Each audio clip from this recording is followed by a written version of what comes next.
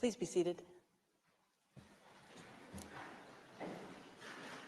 The sitting is open.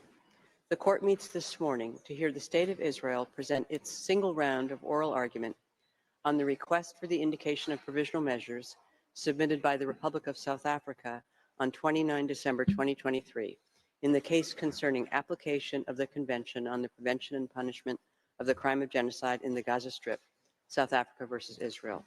I shall now give the floor to the co-agent of Israel, Mr. Tal Becker. You have the floor, Excellency.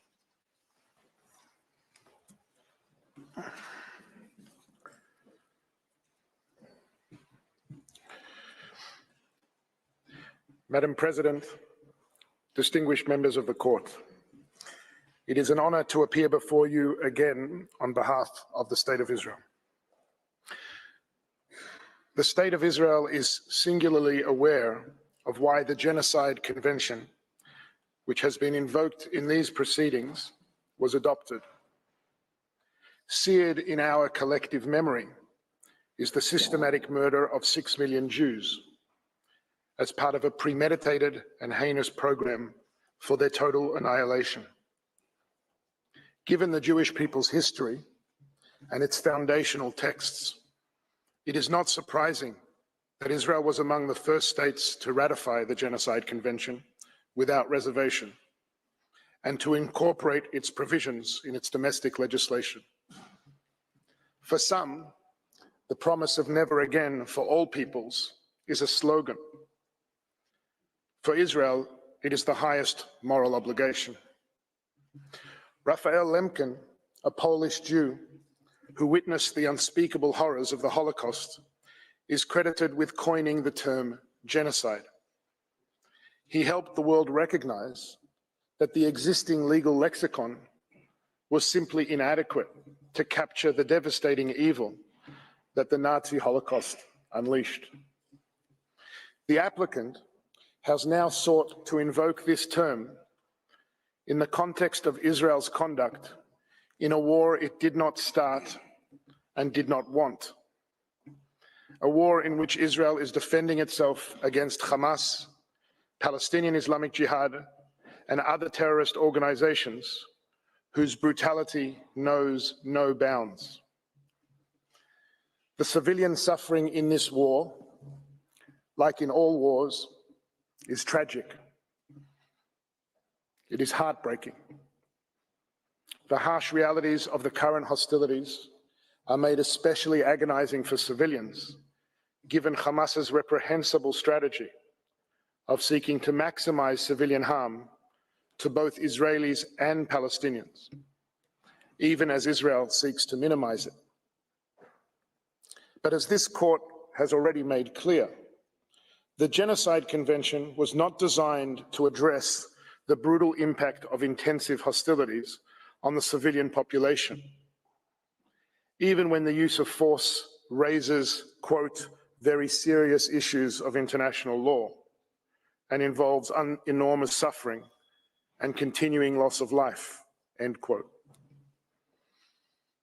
The convention was set apart to address a malevolent crime of the most exceptional severity.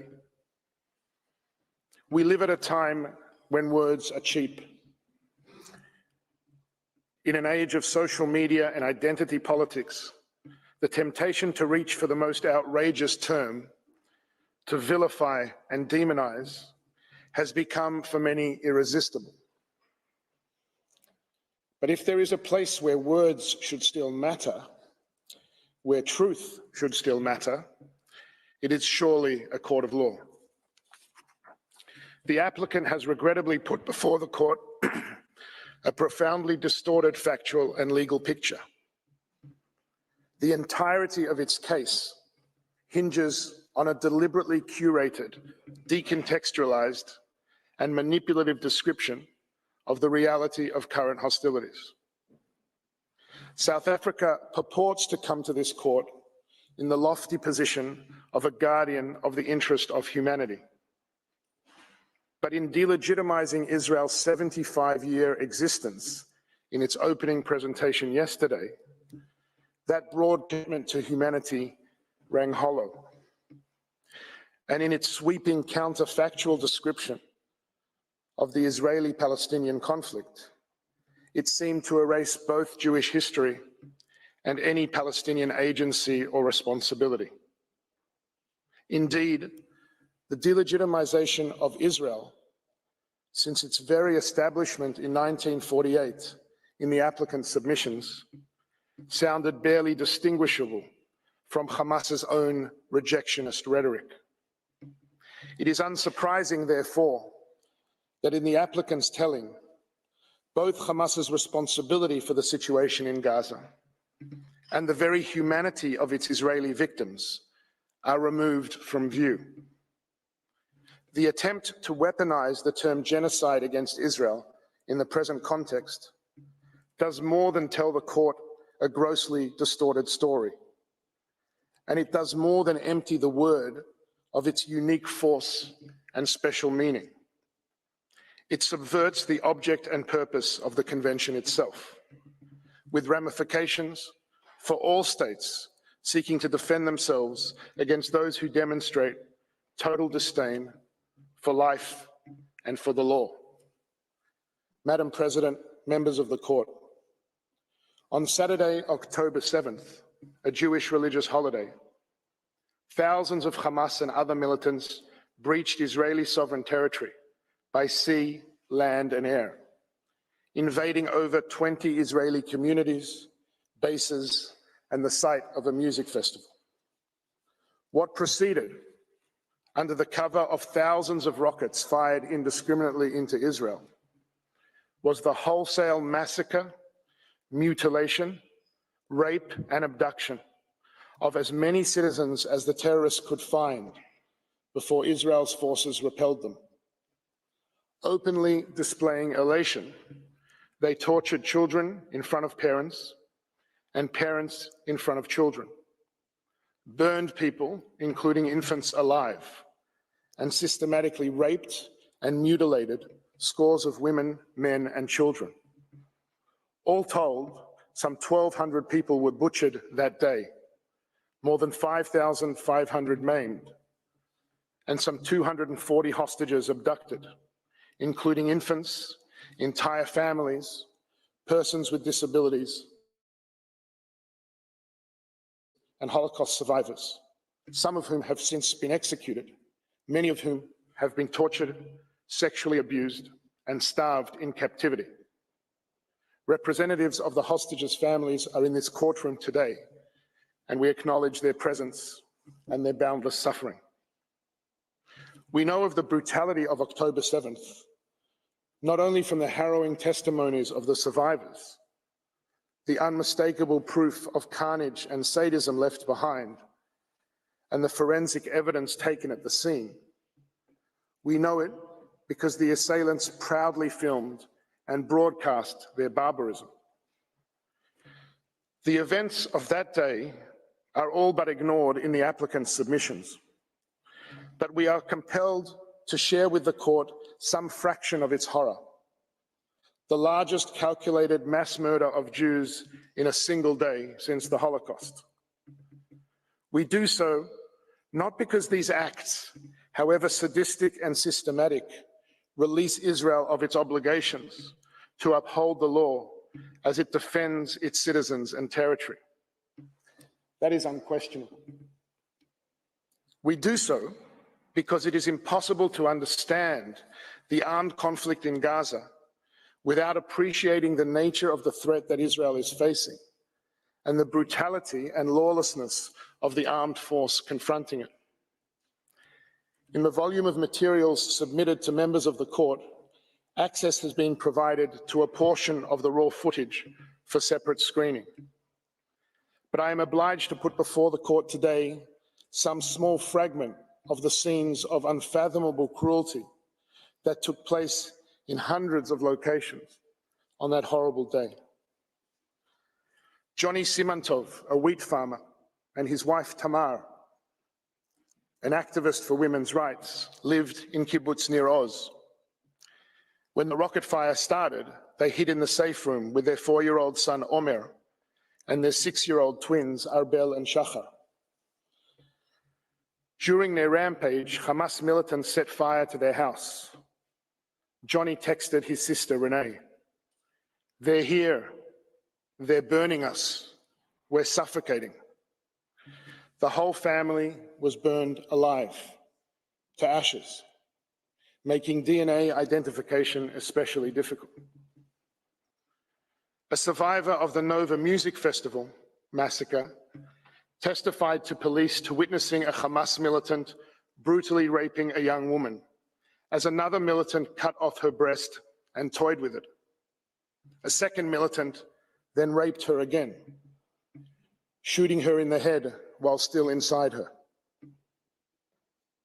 In one video recorded by a home surveillance system, a Hamas militant throws a grenade into a safe room where a father and his two sons have rushed to hide.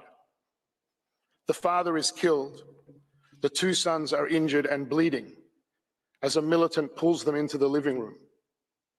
One child can be heard screaming to his brother, "Why am I alive? I can't see anything. They're going to kill us." The militant casually opens the fridge, takes out a bottle and drinks. And then there is this recording from Kibbutz Mefalsim.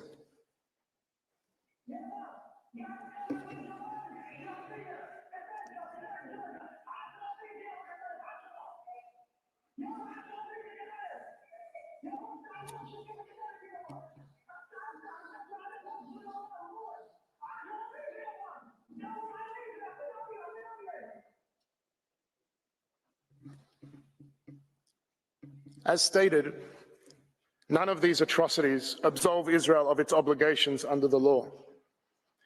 But they do enable the court to appreciate three core aspects of the present proceedings, which the applicant has obscured from view. First, that if there have been acts that may be characterized as genocidal, then they have been perpetrated against Israel. If there is a concern about the obligations of states under the Genocide Convention, then it is in relation to their responsibilities to act against Hamas's proudly declared agenda of annihilation, which is not a secret and is not in doubt.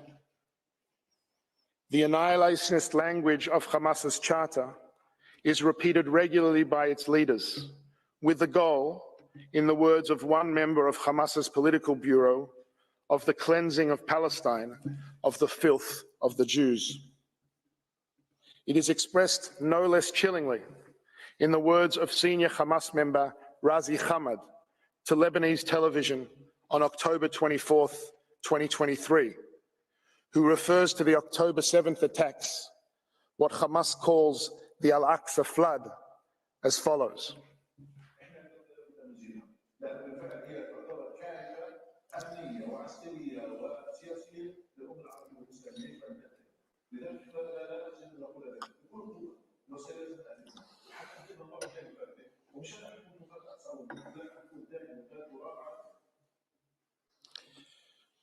In the continuation of this interview, Hamad is asked, "Does that mean the annihilation of Israel?" "Yes, of course," he says. "The existence of Israel is illogical." And then he says, "Nobody should blame us for the things we do. On October 7th, October 10th, October 1 millionth, everything we do is justified." End quote. Given that on October 7th, before any military response by Israel, South Africa issued an official statement blaming Israel for, quote, the recent conflagration, essentially blaming Israel for the murder of its own citizens. One wonders whether the applicant agrees. Second, it is in response to the slaughter of October 7th, which Hamas openly vows to repeat, and to the ongoing attacks against it from Gaza, that Israel has the inherent right to take all legitimate measures to defend its citizens and secure the release of the hostages. This right is also not in doubt. It has been acknowledged by states across the world. Astonishingly, the court has been requested to indicate a provisional measure calling on Israel to suspend its military operations. But this amounts to an attempt to deny Israel its ability to meet its obligations to the defense of its citizens, to the hostages, and to over 110,000 internally displaced Israelis unable to safely return to their homes. The applicant in its submissions to the court makes almost no mention of the ongoing humanitarian suffering of Israel's citizens at the hands of Hamas, and treats the hostages still held in captivity as barely an afterthought. But is there a reason these people on your screen are unworthy of protection?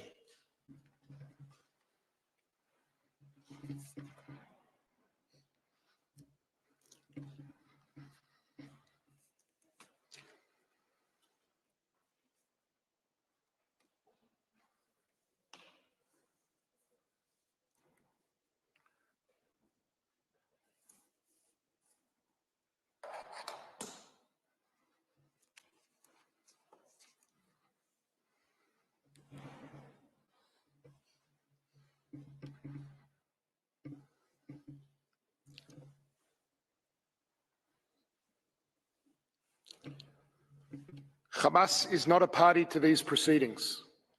The applicant, by its request, seeks to thwart Israel's inherent right to defend itself, to let Hamas not just get away with its murder literally, but render Israel defenseless as Hamas continues to commit it. Yesterday, counsel for the applicant made the astonishing claim that Israel was denied this right, and as a matter of fact should not be able to protect itself from Hamas's attacks. But allow me to draw attention to these words written by Professor Vaughan Lowe. Quote, "The source of the attack, whether a state or non-state actor, is irrelevant to the existence of the right to defense. Force may be used to avert a threat because no one and no state is obliged by law passively to suffer the delivery of an attack." Israel agrees with these words, as I suspect would any sovereign state. If the claim of the applicant now is that in the armed conflict between Israel and Hamas, Israel must be denied the ability to defend its citizens, then the absurd upshot of South Africa's argument is this: under the guise of the allegation against Israel of genocide, this court is asked to call for an end to operations against the ongoing attacks of an organization that pursues an actual genocidal agenda, an organization that has violated every past ceasefire and used it to rearm and plan new atrocities, an organization that declares its unequivocal resolve to advance its genocidal plans. That is an unconscionable request, and it is respectfully submitted that it cannot stand. Third, the court is informed of the events of October 7th because if there are any provisional measures that should appropriately be indicated here, they are indeed with respect to South Africa. It is a matter of public record that South Africa enjoys close relations with Hamas, despite its formal recognition as a terrorist organization by numerous states across the world. These relations have continued unabated even after the October 7th atrocities. South Africa has long hosted and celebrated its ties with Hamas figures, including a senior Hamas delegation that incredibly visited the country for a, quote, solidarity gathering just weeks after the massacre. In justifying instituting proceedings, South Africa makes much of its obligations under the Genocide Convention. It seems fitting then that it be instructed to comply with those obligations itself, to end its own language of delegitimization of Israel's existence, end its support for Hamas, and use its influence with this organization so that Hamas permanently ends its campaign of genocidal terror and releases the hostages. Madam President, members of the court, The hostilities between Israel and Hamas have exacted a terrible toll on both Israelis and Palestinians. But any genuine effort to understand the cause of this toll must take account of the horrendous reality created by Hamas within the Gaza Strip. When Israel withdrew all its soldiers and civilians from Gaza in 2005, it left a coastal area with the potential to become a political and economic success story. Hamas's violent takeover in 2007 changed all that. Over the past 16 years of its rule, Hamas has smuggled countless weapons into Gaza and has diverted billions in international aid, not to build schools, hospitals, or shelters to protect its population from the dangers of the attacks it launched against Israel over many years, but rather to turn massive swaths of the civilian infrastructure into perhaps the most sophisticated terrorist stronghold in the history of urban warfare. Remarkably, counsel for the applicant described the suffering in Gaza as unparalleled and unprecedented, as if they are unaware of the utter devastation wrought in wars that have raged just in recent years around the world. Sadly, the civilian suffering in warfare is not unique to Gaza. What is actually unparalleled and unprecedented is the degree to which Hamas has entrenched itself within the civilian population and made Palestinian civilian suffering an integral part of its strategy. Hamas has systematically and unlawfully embedded its military operations, militants, and assets throughout Gaza, within and beneath densely populated civilian areas. It has built an extensive warren of underground tunnels for its leaders and fighters, several hundred miles in length, throughout the Strip, with thousands of access points and terrorist hubs located in homes, mosques, UN facilities, schools, and perhaps most shockingly, hospitals. This is not an occasional tactic.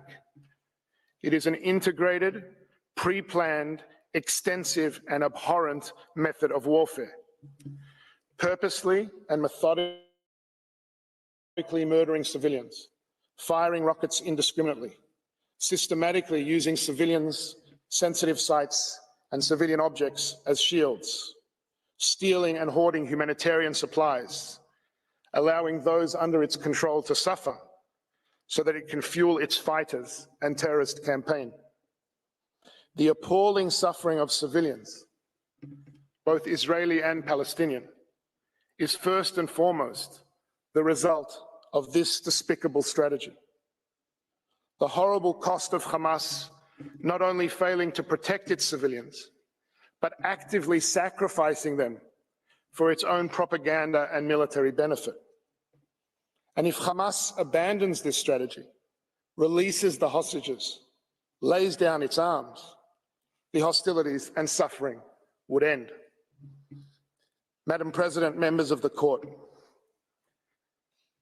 there are many distortions in the applicant's submission to the court, but as shall be demonstrated by counsel, there is one that overshadows them all.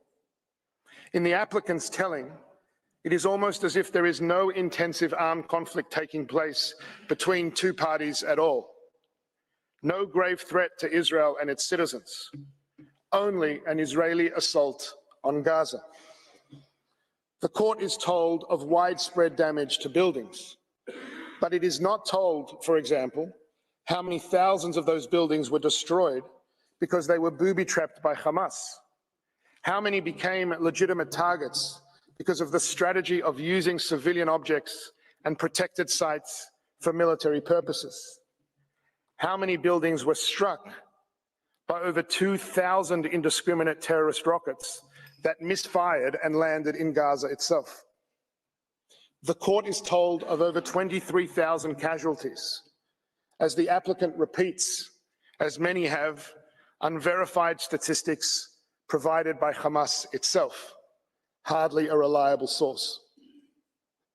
Every civilian casualty in this conflict is a human tragedy that demands our compassion. But the court is not told how many thousands of casualties are in fact militants, how many were killed by Hamas fire, how many were civilians taking direct part in hostilities, and just how many are the result of legitimate and proportionate use of force against military targets, even if tragic. And the court is also told of the dire humanitarian situation in Gaza, but it is not told of Hamas's practice of stealing and hoarding aid. It is not told of the extensive Israeli efforts to mitigate civilian harm, of the humanitarian initiatives being undertaken to enable the flow of supplies and provide medical attention to the wounded.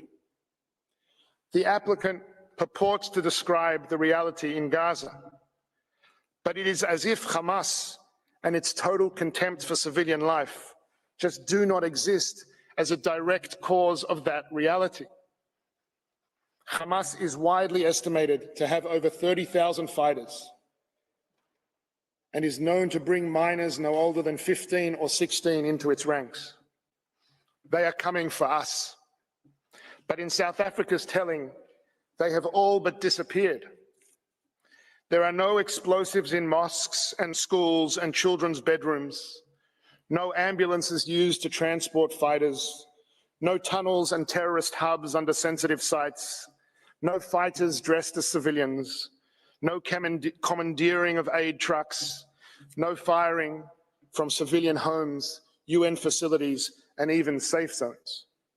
There is only Israel acting in Gaza.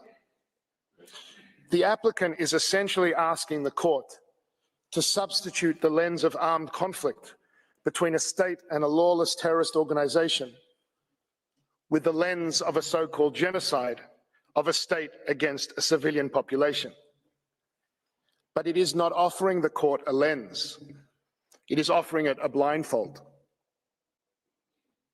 Madam President, members of the court, the nightmarish environment created by Hamas has been concealed by the applicant, but it is the environment in which Israel is compelled to operate. Israel is committed, as it must be, to comply with the law, but it does so in the face of Hamas's utter contempt for the law. It is committed, as it must be, to demonstrate humanity, but it does so in the face of Hamas's utter inhumanity. As will be presented by Council, these commitments are a matter of express government policy, military directives, and procedures. They are also an expression of Israel's core values. And as shall also be shown, they are matched by genuine measures on the ground to mitigate civilian harm under the unprecedented and excruciating conditions of warfare created by Hamas. It is plainly inconceivable, under the terms set by this very court, that a state conducting itself in this way, in these circumstances, may be said to be engaged in genocide, not even prima facie. The key component of genocide, the intention to destroy a people in whole or in part, is totally lacking. What Israel seeks by operating in Gaza is not to destroy a people, but to protect a people, its people, who are under attack on multiple fronts, and to do so in accordance with the law, even as it faces a heartless enemy determined to use that very commitment against it. As will be detailed by Council, Israel's lawful aims in Gaza have been clearly and repeatedly articulated by its Prime Minister, its Defense Minister, and all members of the War Cabinet. As the Prime Minister reiterated yet again this week, Israel is fighting Hamas terrorists, not the civilian population. Israel aims to ensure that Gaza can never again be used as a launch pad for terrorism. As the Prime Minister reaffirms, Israel seeks neither to permanently occupy Gaza or to displace its civilian population. It wants to create a better future for Israelis and Palestinians alike, where both can live in peace, thrive, and prosper, and where the Palestinian people have all the power to govern themselves, but not the capacity to threaten Israel. If there is a threat to that vision, if there is a humanitarian threat to the Palestinian civilians of Gaza, it stems primarily from the fact that they have lived under the control of a genocidal terrorist organization that has total disregard for their life and well-being. That organization, Hamas, and its sponsors seek to deny Israel, Palestinians, and Arab states across the region the ability to advance a common future of peace, coexistence, security, and prosperity. Israel is in a war of defense against Hamas, not against the Palestinian people, to ensure that they do not succeed. In these circumstances, there can hardly be a charge more false and more malevolent than the allegation against Israel of genocide. The applicant has regrettably engaged in a transparent attempt to abuse the Convention's compulsory jurisdiction mechanism, and in particular, the provisional measures phase of proceedings, to bring under the purview of the court matters over which, in truth, it lacks jurisdiction. Madam President, members of the court, the Genocide Convention was a solemn promise made to the Jewish people and to all peoples of never again. The applicant, in effect, invites the court to betray that promise. If the term genocide can be so diminished in the way that it advocates, if provisional measures can be triggered in the way that it suggests, the Convention becomes an aggressor's charter. It will reward, indeed encourage, the terrorists who hide behind civilians at the expense of the states seeking to defend against them.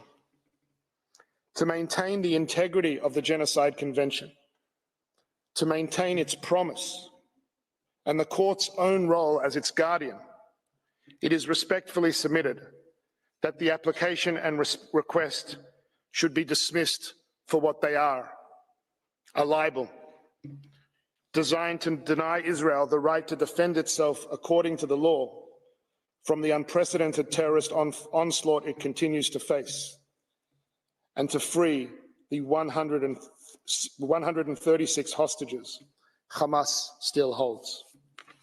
I thank you for your kind attention. May I ask, Madam President, that you call Professor Shaw to the podium. I thank the co-agent of Israel for his statement, and I now invite Professor Malcolm Shaw to take the floor. You have the floor, Professor Shaw.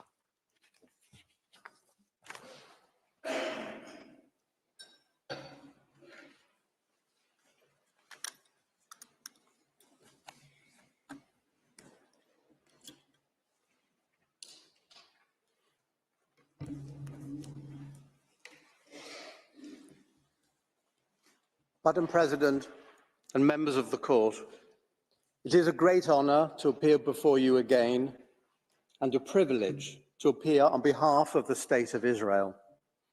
It is my task today to address the issues falling within the general categories of prima facie jurisdiction and the preservation of alleged rights sought to be protected. However, I would like first to make a preliminary comment about the key question of context. It constitutes the framework for the consideration of this request for the grant of provisional measures. South Africa casts its net widely.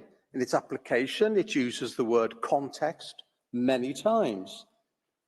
In particular, it declares that it is important to place the acts of genocide in the broader context of Israel's conduct towards the Palestinians during its 75-year-long apartheid.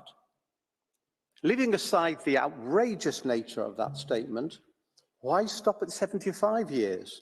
Why not refer to 1922 and the approval by the Council of the League of Nations of the British Mandate? Or 1917, the proclamation of the Balfour Declaration? Maybe also include the entry into the land of Israel of the Israelite tribes some 3,500 years ago. No. The immediate and proximate context for the specific allegations of genocide claimed by South Africa lies in the events of the 7th of October, when Hamas militants and other armed groups and individuals stormed into the internationally recognized sovereign territory of Israel and committed acts of barely credible atrocity. It was these events that truly constitute the real context for South Africa's allegations. Indeed, such acts may be seen as the real genocide in this situation. As the President of the European Commission put it on the 19th of October, there was no limit to the blood Hamas terrorists wanted to spill. They went home by home. They burned people alive. They mutilated children and even babies. Why? Because they were Jews, because they were living in the state of Israel. And Hamas's explicit goal is to eradicate Jewish life from the Holy Land. These terrorists, supported by their friends in Tehran, will never stop. And so Israel has the right to defend itself in line with humanitarian law. Of course,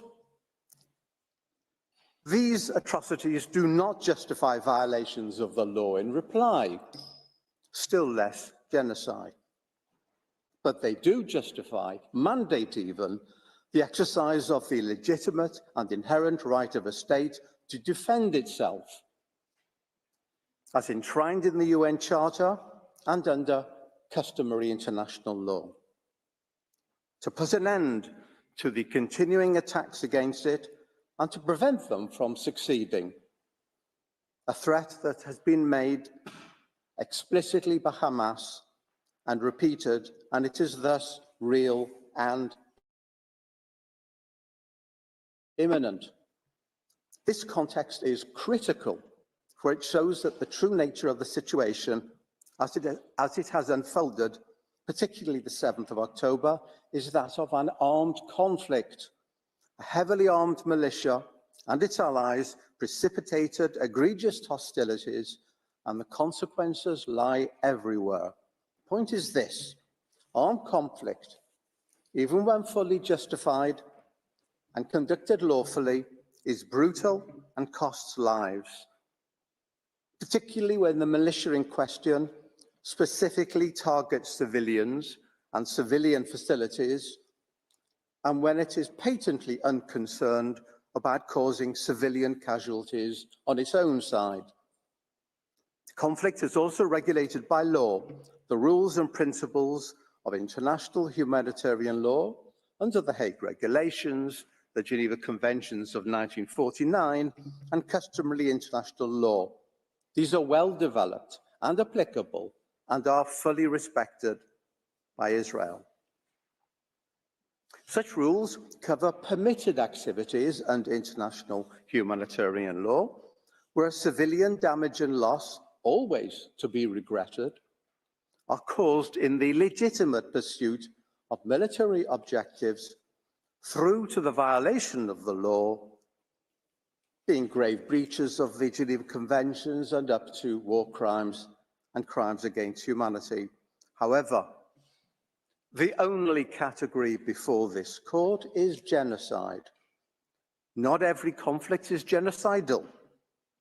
The crime of genocide in international law and under the Genocide Convention in international law is a uniquely malicious manifestation.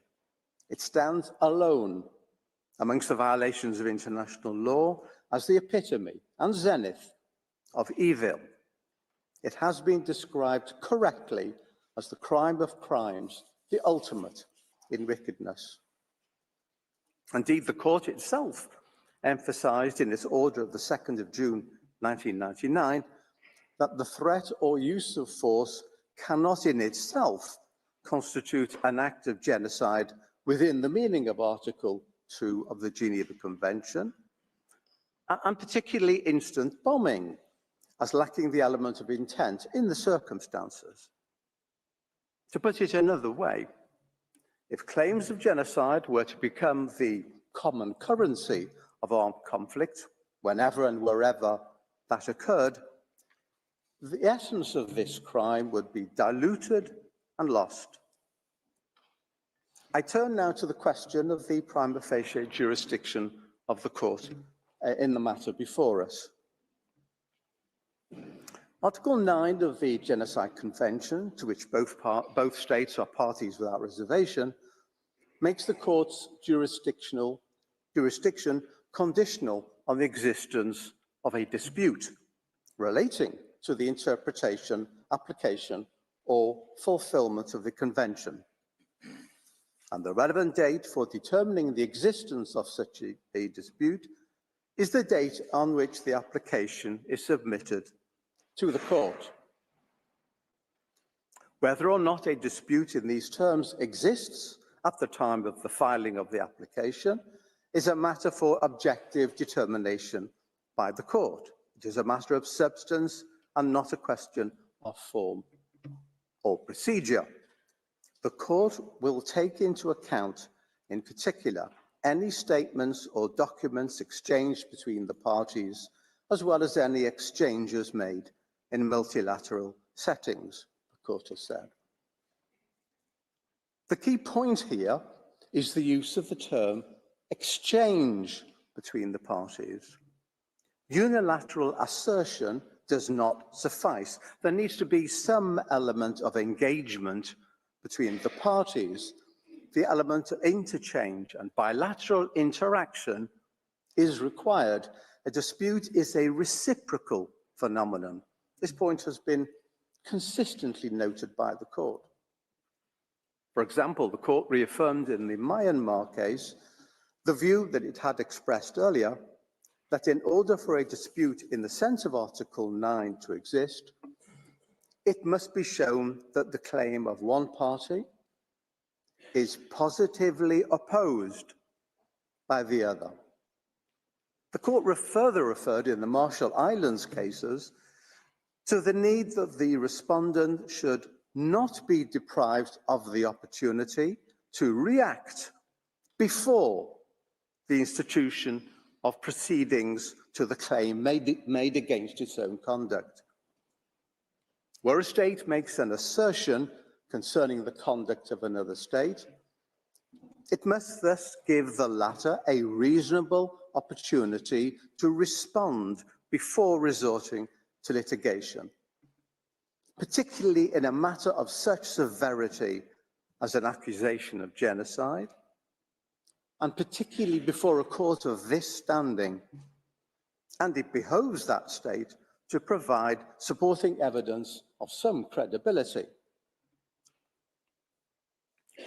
Here, South Africa cites only a couple of general public statements by Israel, referencing merely a press report by Reuters and a publicity release from the Israeli Ministry of Foreign Affairs.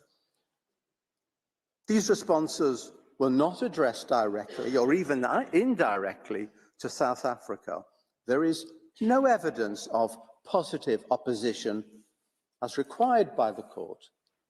Further, South Africa cites no relevant exchange between the parties, which would be the normal fashion for the expression and determination of a dispute between states. This actually typifies how South Africa has approached this matter. It seems to believe that it does not take two to tango. It is sufficient if one state determines there is a dispute, leaving the other party flummoxed.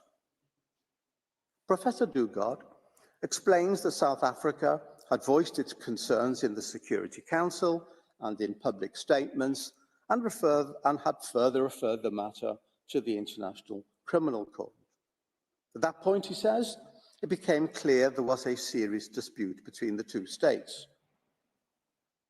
The court has emphasized that in the case of statements made by one state in a multilateral forum, the court must give particular attention inter alia to the content of a party statement and to the identity of the intended addressees in order to determine whether that statement, together with any reaction thereto, show that the parties before it held clearly opposite views. South Africa's actions were insufficient. Indeed, in the Marshall Islands cases, the court, referring specifically to a statement made at a conference, noted that it did not call for a specific reaction by the UK, and thus no opposition of views can be inferred from the absence of any such reaction. Specific reaction. It is thus disingenuous for Professor Dugard to conclude that Israel must have been aware from South Africa's public statements, démarche, and referral to the ICC of Israel's genocidal acts, that a dispute existed between the two states.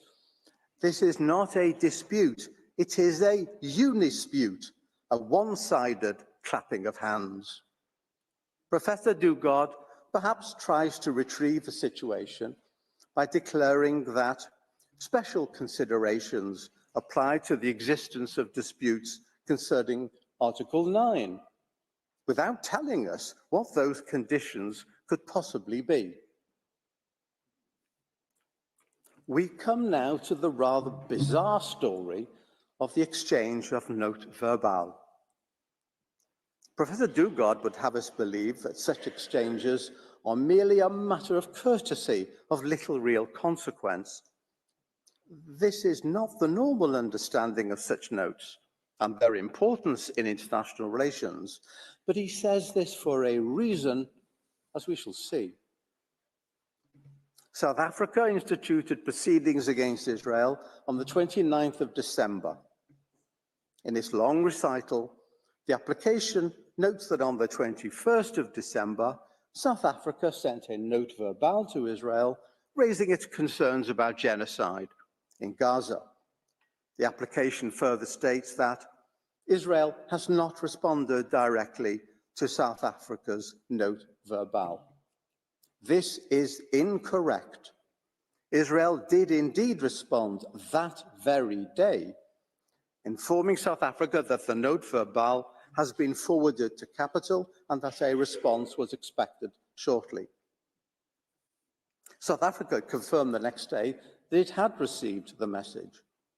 On the 26th of December, the Director General of Israel's Ministry of Foreign Affairs proposed to his counterpart in the Department of International Relations and Cooperation of South Africa by text to schedule a meeting at his earliest convenience in order to discuss the issues raised.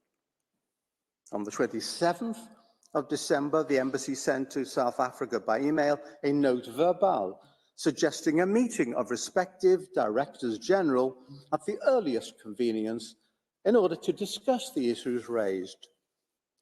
An attempt by the embassy to hand-deliver the note was refused due to a national holiday, and the South African Department of International Relations specifically advised the embassy on the 28th of December to hand-deliver the note on the 2nd of January. The application was instituted on the 29th of December. This was an attempt by the State of Israel in good faith to open a dialogue and discuss South Africa's concerns. However, not only was this ignored at the relevant time, but South Africa proceeded to institute proceedings the following day and declared in its application that no reply had been received to its note verbal, which was patently not the case.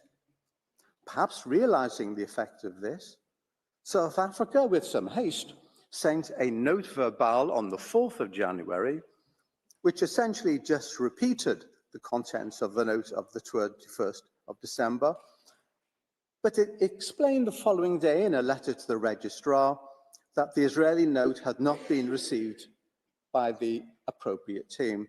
Israel has proof of receipt.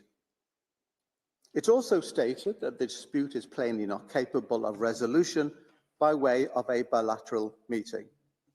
Nevertheless, it suggested to hold a meeting the next morning Israel replied the next morning, expressing surprise that South Africa had instituted proceedings without taking up a sincerely made offer to hold consultations and conveying its wish for discussions to be held following the close of these oral hearings.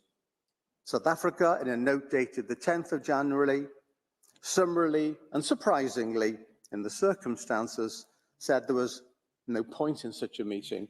Curious indeed.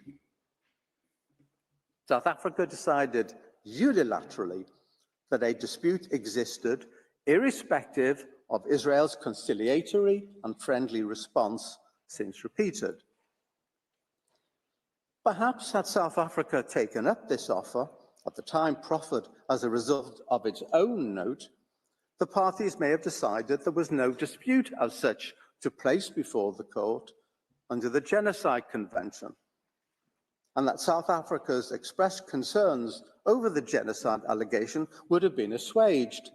We may never know. South Africa's precipitate institution of proceedings foreclosed that option. It's a point worth underlining. South Africa did not give Israel a reasonable opportunity to engage with it on the matters under consideration before filing its, no doubt, long-prepared application. One wonders whether South Africa, at the very last moment, suddenly realized that it needed to show the existence of a dispute under the terms of the Genocide Convention and proceeded to hastily formulate and dispatch a flurry of notes. The court can grant orders for provisional measures only where the provisions relied upon by the applicant appear prima facie to afford a basis on which its jurisdiction could be founded, although it need not satisfy in itself in a definitive manner that it has jurisdiction as regards the merits of the case. It's not an easy matter to determine whether a prima facie case exists. It rests between full proof and complete absence of proof, and is intended to ensure that the court functions effectively and efficiently, but that has to be something tangible in terms of the provisions in question. The provisional measures procedure is a complex instrument in that the court has to decide upon the basis of certain assumptions which may or may not be disproved at a later stage of the proceedings. This is particularly difficult in such an egregious matter as an allegation of genocide. Were understood by the,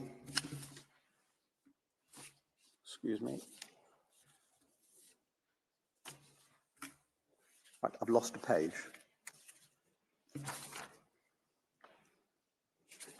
Okay. Where the standard of proof at the merit stage is high, the court having made it clear that claims against a state involving charges of exceptional gravity must be proved by evidence that is fully conclusive. That is not the case, of course, at the provisional measures stage, but it's also not negligible. The court is asked to grant, in this case, a number of measures that in effect assume that the party in question is committing genocide. As Mr. Staker will show later this morning, mud is thrown at a stage before conclusive proof, and it may stick even if the accusation is comprehensively disproved at the merits phase, as we expect. A serious political and security price may be paid by the grantee of such measures, even though it may later be shown to be completely unwarranted. This must surely require that the court acts with caution and understanding, particularly in evaluating the components of the allegation in law. Provisional measures are intended to constitute a shield and not a sword, to preserve, not undermine, rights.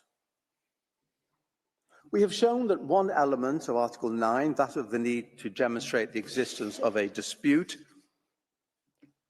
as understood by the court in the light of its case law, is lacking The second element concerns the question as to whether the act complained of by the applicant can be seen as falling within the provisions of the Convention. The court has noted that only at the merit stage can it be determined whether the provisions in question of the Convention have been violated. To accomplish this, the necessary specific intent to destroy in whole or in part a national, ethnical, racial or religious group as such has to be proved. However, this cannot be read as a complete rejection of consideration of the intent criterion for current purposes. The court in the Myanmar case noted that a finding of violations at the merit stage notably depends on the existence of intent, notably, not exclusively. Myanmar is not a ruling that intent is irrelevant in a consideration of prima facie jurisdiction. It is a ruling that in conclusion as to whether or not violations have actually occurred is a matter for the merits which notably depends on an assessment of intent. This clearly leaves open the possibility that intent is indeed a factor in determining prima facie jurisdiction in provisional measures proceedings. This also comports with the logic of the situation. The Act's elements of the definition of genocide are listed in Article 2, and for present purposes, there is no need to go through them. The issue is this: what determines the existence of the crime of genocide is the intention to destroy, in whole or in part, a particular group as such. That is what distinguishes genocide from other international law crimes, such as war crimes or crimes against humanity. To consider the act alone, as listed in Article 2, with no reference at all to the intent criterion, is thus to denude the crime of its very essence. Hamlet without the prince, a car without an engine. We are at the provisional measures phase of this case. South Africa does not have to prove that genocidal acts have been or are being committed, but it does have to show that the Genocide Convention is in play. After all, this court has no jurisdiction to consider any other alleged crimes, however serious. We are only concerned with genocide. It is indeed a difficult balance for the court. The court has stated that what is required at this stage is to establish whether the acts complained of are capable of falling within the provisions of the Genocide Convention. But the acts complained of may only be capable of falling within the provisions of the Genocide Convention if the intent is present. Otherwise, such acts cannot constitute genocide. The factor of intent colours the whole question of Article 2 acts. In other words, that there is prima facie evidence that the acts that may fall within the Convention, necessarily importing the intent element, have been established as such. South Africa accepts the need to demonstrate intent.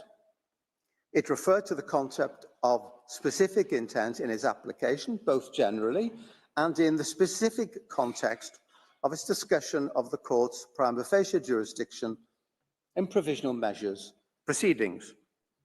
Indeed, South Africa placed a considerable emphasis upon intent in its pleadings yesterday by Ms. Hassim.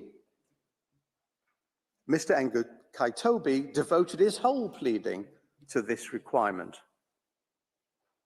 As far as the acts are concerned in this case, there is little beyond random assertions to demonstrate that Israel has or has had the specific intent to destroy, in whole or in part, the Palestinian people as such. The intention faced with the 7th of October atrocities and the continuing rocket fire and incarceration of the hostages on the part of Israel to act in order to defend itself so as to terminate the threats against it and rescue the hostages certainly exists. The intent to deal with the armed militants of Hamas and other such groups is undeniable. Were it the case, which we deny, that Israeli forces have transgressed some of the rules of conflict, then the matter will be tackled at the appropriate time by Israel's robust and independent legal system. But that is not the intent to destroy all or part of a people as such. Israel's actions in restricting its targeting practices to attack military personnel or objectives in accordance with international humanitarian law in a proportionate manner in each case, as well as its practice of mitigating civilian harm, such as by forewarning civilians of impending action by the unprecedented and extensive use of telephone calls, leafleting, and so forth, coupled with the facilitation of humanitarian assistance, all demonstrate the precise opposite of any possible genocidal intent. South Africa, in seeking to discover the necessary intent, presents a distorted picture. It misunderstands the nature and provenance of certain comments made by some Israeli politicians. Let me try and explain the big picture. Israel possesses a clear, a clear and effective structure of authority with regard to governmental decision.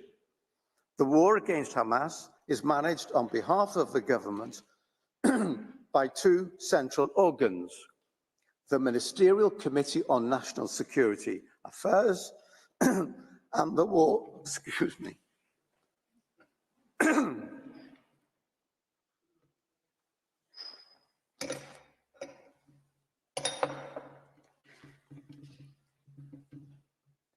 and the War Cabinet, the latter established for the purpose of managing the war by the former. These bodies make the relevant decisions regarding the war's conduct, and according to Israeli law, the decisions of the government and its committees obligate the ministers of the government in accordance with the principle of collective responsibility. It is the collective decisions of these bodies which are the binding provisions in question. The Prime Minister stands at the head of these organs, decides on the agenda of their meetings, steers their activity, and summarizes the meetings and the instructions issued therein. To make it clear, in order to determine the policy and intentions of the government of Israel, it is necessary to examine the decisions of the Ministerial Committee on National Security Affairs and the War Cabinet, and to examine whether the particular comments expressed conform or not with the policies and decisions made. Thus, to produce random quotes that are not in conformity with government policy, produced as describing, is misleading at best. Such as the statement by the Minister of Heritage, for example, who is completely outside the policy and decision-making process in the war. In any event, his statement was immediately repudiated by members of the War Cabinet and other ministers, including the Prime Minister. In tab 1A of the volume which Israel has submitted to the court, one may find numerous excerpts from internal cabinet decisions that attest to Israel's true intent throughout this war. For example, one finds the instructions from the Prime Minister in a meeting of the Ministerial Committee on National Security Affairs from the 29th of October, stating the following. 1. The Prime Minister stated time and again, we must prevent a humanitarian disaster. 2. The Prime Minister indicated the possible sorts of solutions that will ensure required supply of water, food and medicine, increasing the amount of trucks entering with the necessary inspections. 3. promoting the construction of field hospitals in the south of the Gaza Strip. To re-emphasize, this is a directive to authorities, nothing less. Tab 1A contains a considerable number of similar directives, emphasizing the need to avoid harm to civilians and facilitate humanitarian aid. Genocidal intent? Let me turn to the IDF. This, like every army, is a hierarchical body that operates by way of orders from superiors and is headed by the Chief of the General Staff. Remarks or actions of a soldier do not and cannot reflect policy. In tab 1B, one may find a daily operational directive, which I understand is repeated day by day, issued by the Operations Directorate of the IDF, stating that attacks will be solely directed towards military targets while adhering to the principles of distinction, proportionality, and the obligation taking precautions in attacks in order to reduce collateral damage. This is a directive that binds all IDF forces.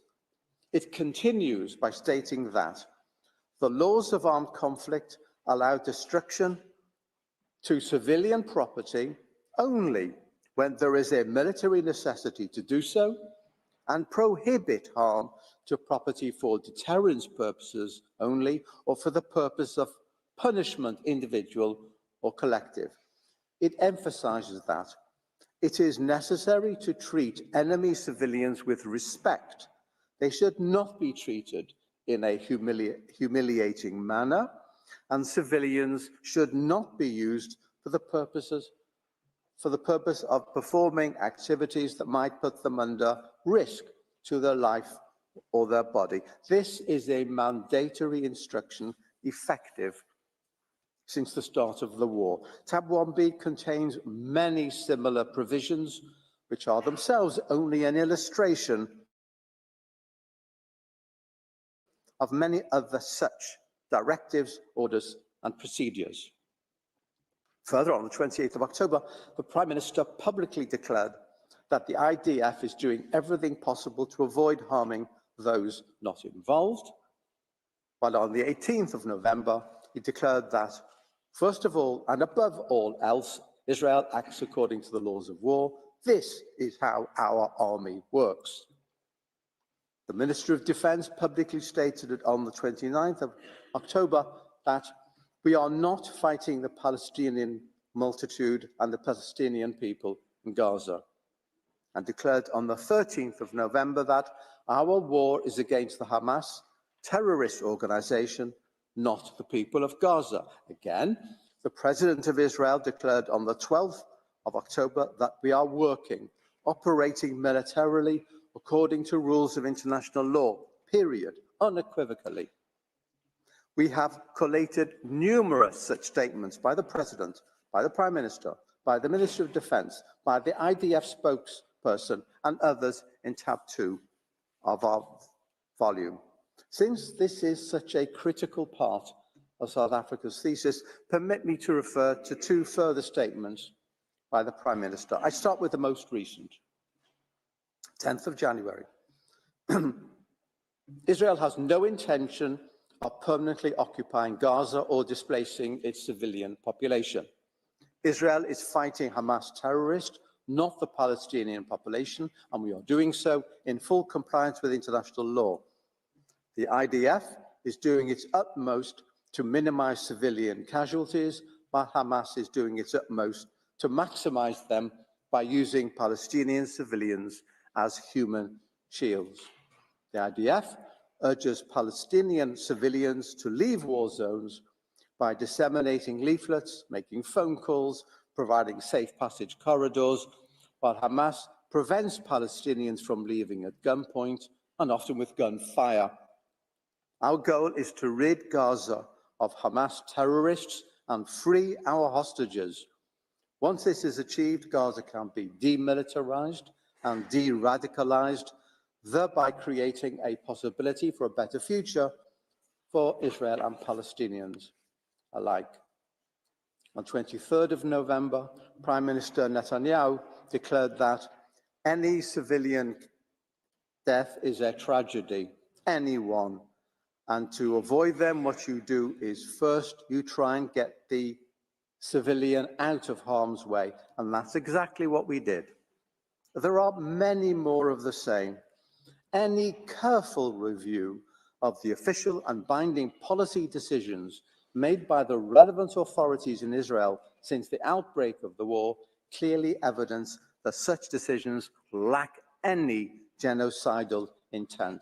The contrary is true. They are indicative of the consistent and relentless commitment of Israeli relevant authorities to mitigate civilian harm and alleviate civilian suffering in Gaza. Some of the comments to which South Africa refers are clearly rhetorical, made in the immediate aftermath of an event which severely traumatized Israel, but which cannot be seen as demanding genocide. They express anguish and the necessity to restore control over Israel's own territory under severe threat and safety to its citizens. As Judge Tomka has noted, sometimes statements are made which are nothing more than a part of the recent wartime rhetoric, intending to put the blame and shame on the other side, not to be totally ignored, but not to be ascribed an importance which belies how and when they were made, nor of legal significance. Let me refer to one further matter of some biblical moment. Yesterday, the applicant referred time and again to two statements by the Israeli Prime Minister where he said, "Remember what Amalek did to you," and attached great importance to it as part of the argument that Israel has demonstrated a genocidal intent. There is no need here for a theological discussion on the meaning of Amalek in Judaism, which was indeed not understood by the applicant. Let me just turn to the Prime Minister's statement of the 28th of October, which was partially and misleadingly quoted yesterday. He said, "We are now entering the second phase of the war, which its objectives are clear: destruction of the military and governmental capabilities of Hamas, and the return of the hostages back home. In the last couple of days, I have met with our soldiers in the bases, in the field, in the north and in the south. Remember what Amalek has done to you. We remember and we are fighting. In front of our brave and hero soldiers, there is one prior mission: to defeat the murderous enemy and secure our existence in our land. The IDF is the most moral army in the world. The IDF does everything to avoid harming the uninvolved." Tab 3 lists and addresses additional examples of misleading quotes by the applicant regarding Israel's policy. It is thus our conclusion that South Africa has failed to demonstrate the prima facie jurisdiction of the court. I turn to the next issue. As the court has noted, its power to grant provisional measures has its object the preservation of the respective rights claimed by the parties in a case pending its decision on the merits. At the provisional measures stage, the court does not need to determine that such rights do actually exist in a definitive manner, but it must establish that such rights are plausible. South Africa yesterday dealt with this rather lightly. We can safely say that plausibility is an elusive concept. Simply declaring the claim rights are plausible is insufficient. The issue was addressed by Judge Greenwood in the border area case when he emphasized that what is required is something more than assertion, but less than proof. In other words, the party must show that there is at least a reasonable possibility that the right it claims exists as a matter of law and will be adjudged to apply to that party's case. He later discussed this in terms of a reasonable prospect of success. What is clear is that the court has sought to tie plausibility to particular treaty provisions or to general rules of international law. The court has also considered claims of fact in this context as well as law, such as the finding as to whether Equatorial Guinea plausibly used the building at 42 Avenue Foch for diplomatic purposes. In this case, the court did not limit itself to considering whether the applicant plausibly held the rights in question under international law, but extended the field of inquiry to include consideration as to whether it was plausible that the respondent had breached the rights in question. This approach appears also in Ukraine and Russia, where the court concluded that, on the basis of the evidence presented by the parties, it appears that some of the acts complained of by Ukraine fulfill this condition of plausibility. In other words, the court was prepared to consider not only the question of the plausibility of rights,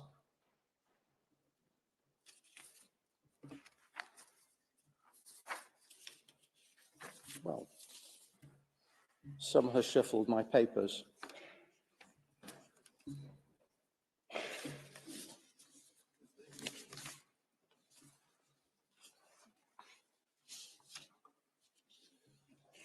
Well, but also the question of the possible breach of such rights. The power of the court to indicate provisional measures under Article 41 of the statute has its object.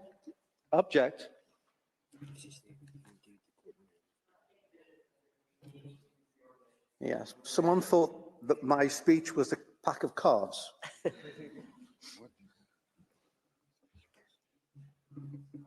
Indeed, in the Jadav case, my apologies, the court was prepared to examine evidence as to the existence of asserted rights and whether, as a matter of fact, the violations had plausibly happened.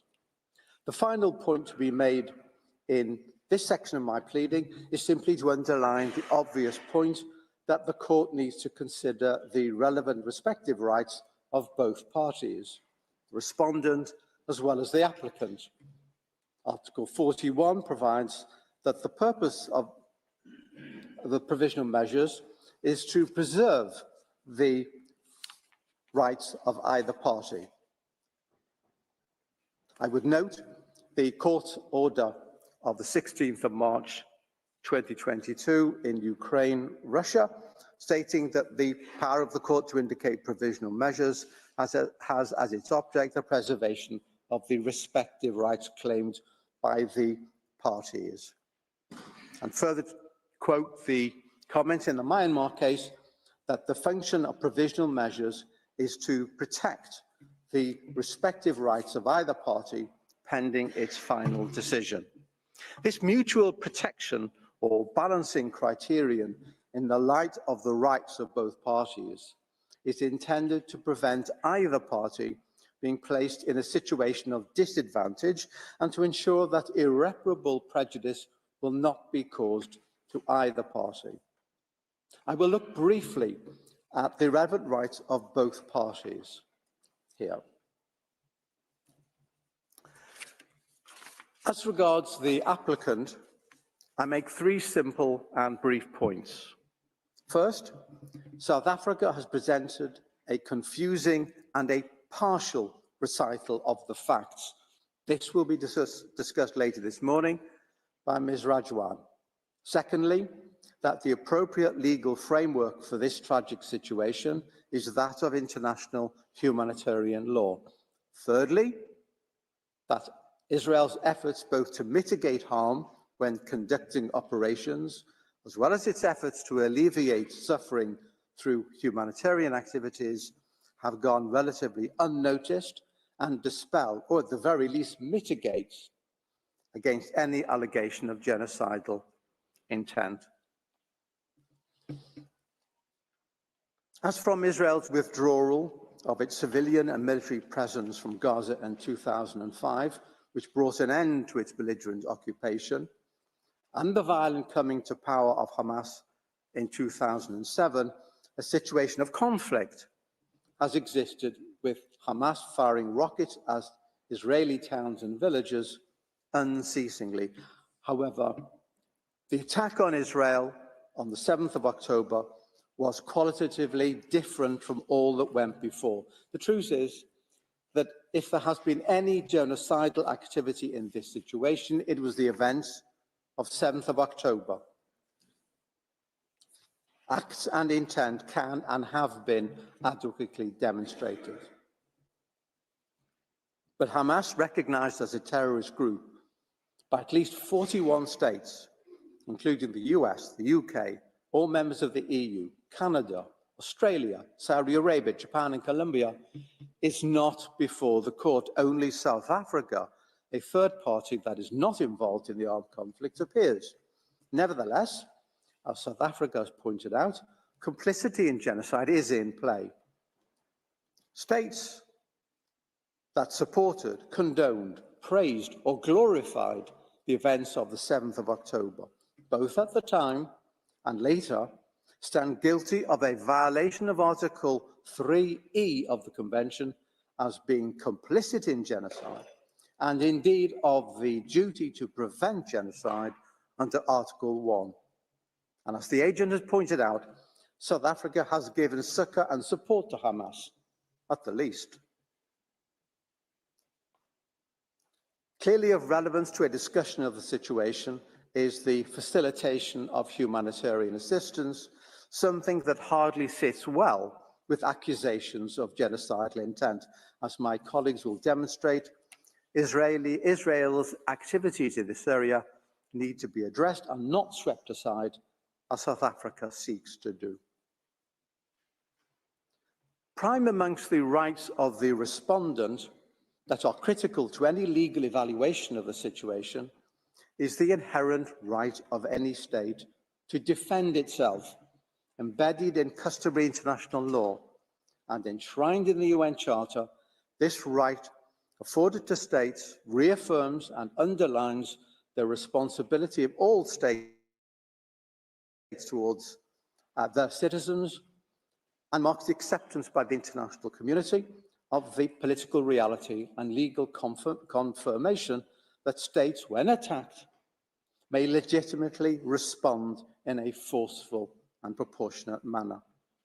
Professor Lowe yesterday sought to maintain that Israel has no right to self-defense in this situation. How could anyone possibly argue that Israel could not defend itself faced with the 7th of October atrocities and the incessant attacks against its civilians since? Indeed, a very wide range of states has acknowledged the right of self-defense here, ranging from the UK to the US, France, Germany, Italy, Canada, Japan, Ghana, and Guatemala, and others.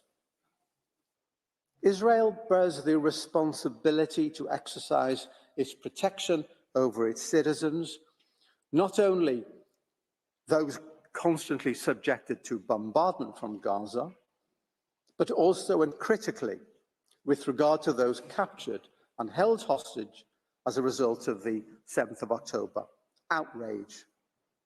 These rights exist and cannot be disregarded. Of course, Israel does not have any right to violate the law, still less to commit genocide, and indeed it does not, but it does have every right to act to defend itself in accordance with the rules and principles of international law, and so it has done. A link has to be established between the rights asserted and the provisional measures requested, and this issue will be addressed by Mr. Staker. And he will show that the measures proposed go far beyond the protection of the rights asserted. Madam President, members of the court, this is an important case. Allegations have been made which verge on the outrageous. The attack by Hamas on 7th of October, with its deliberate commission of atrocities clearly falls within the statutory definition of genocide. Israel's response was and remains legitimate and necessary. It acted and continues to act in a manner consistent with international law. It does so not in an unrestrained manner, but in investing unprecedented efforts in mitigating civilian harm at a cost to its operations, as well as alleviating hardship and suffering with investment of resources and efforts. There is no genocidal intent here. This is no genocide. South Africa tells us only half the story. Israel is guilty of genocide. We cannot deal with Hamas. Only Israel must be stopped from protecting its citizenry and eliminating the egregious threat that is Hamas. We cannot deal with Hamas. Meanwhile, we must bind the arms of the state of Israel. Hamas is for some other body. I conclude. First, the core of genocide is intent. Without intent, there can be no genocide in law. It is true for the merits. It is equally true for provisional measures. Any prima facie consideration, indeed, of intent, even at this preliminary stage, will only demonstrate its absence from Israel's activities. Second, there is here no dispute under the Genocide Convention as at the time of submission of the application, as alleged by South Africa and as required for prima facie jurisdiction. Indeed, South Africa's own precipitate activities with notes over recent weeks demonstrates the lack of its confidence in this respect, and that is telling.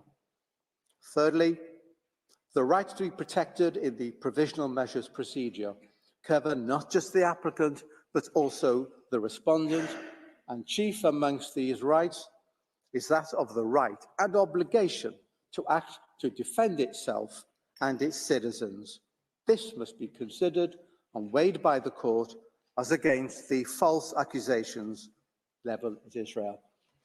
Madam President, members of the court, thank you for your kind attention. I would ask you to call Madame Rajovan at your convenience.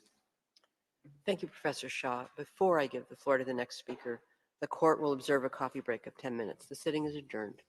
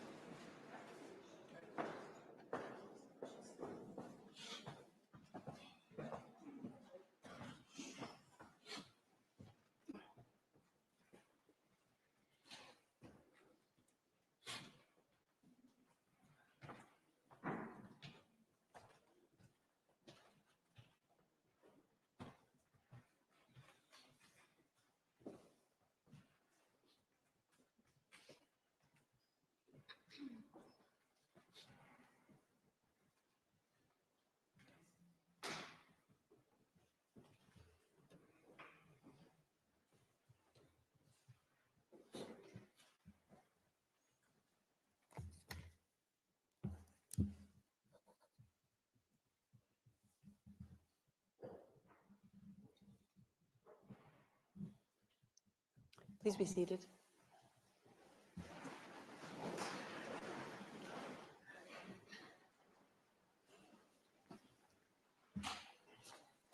The sitting is resumed, and I now give the floor to Ms. Galit Ragwan. You have the floor.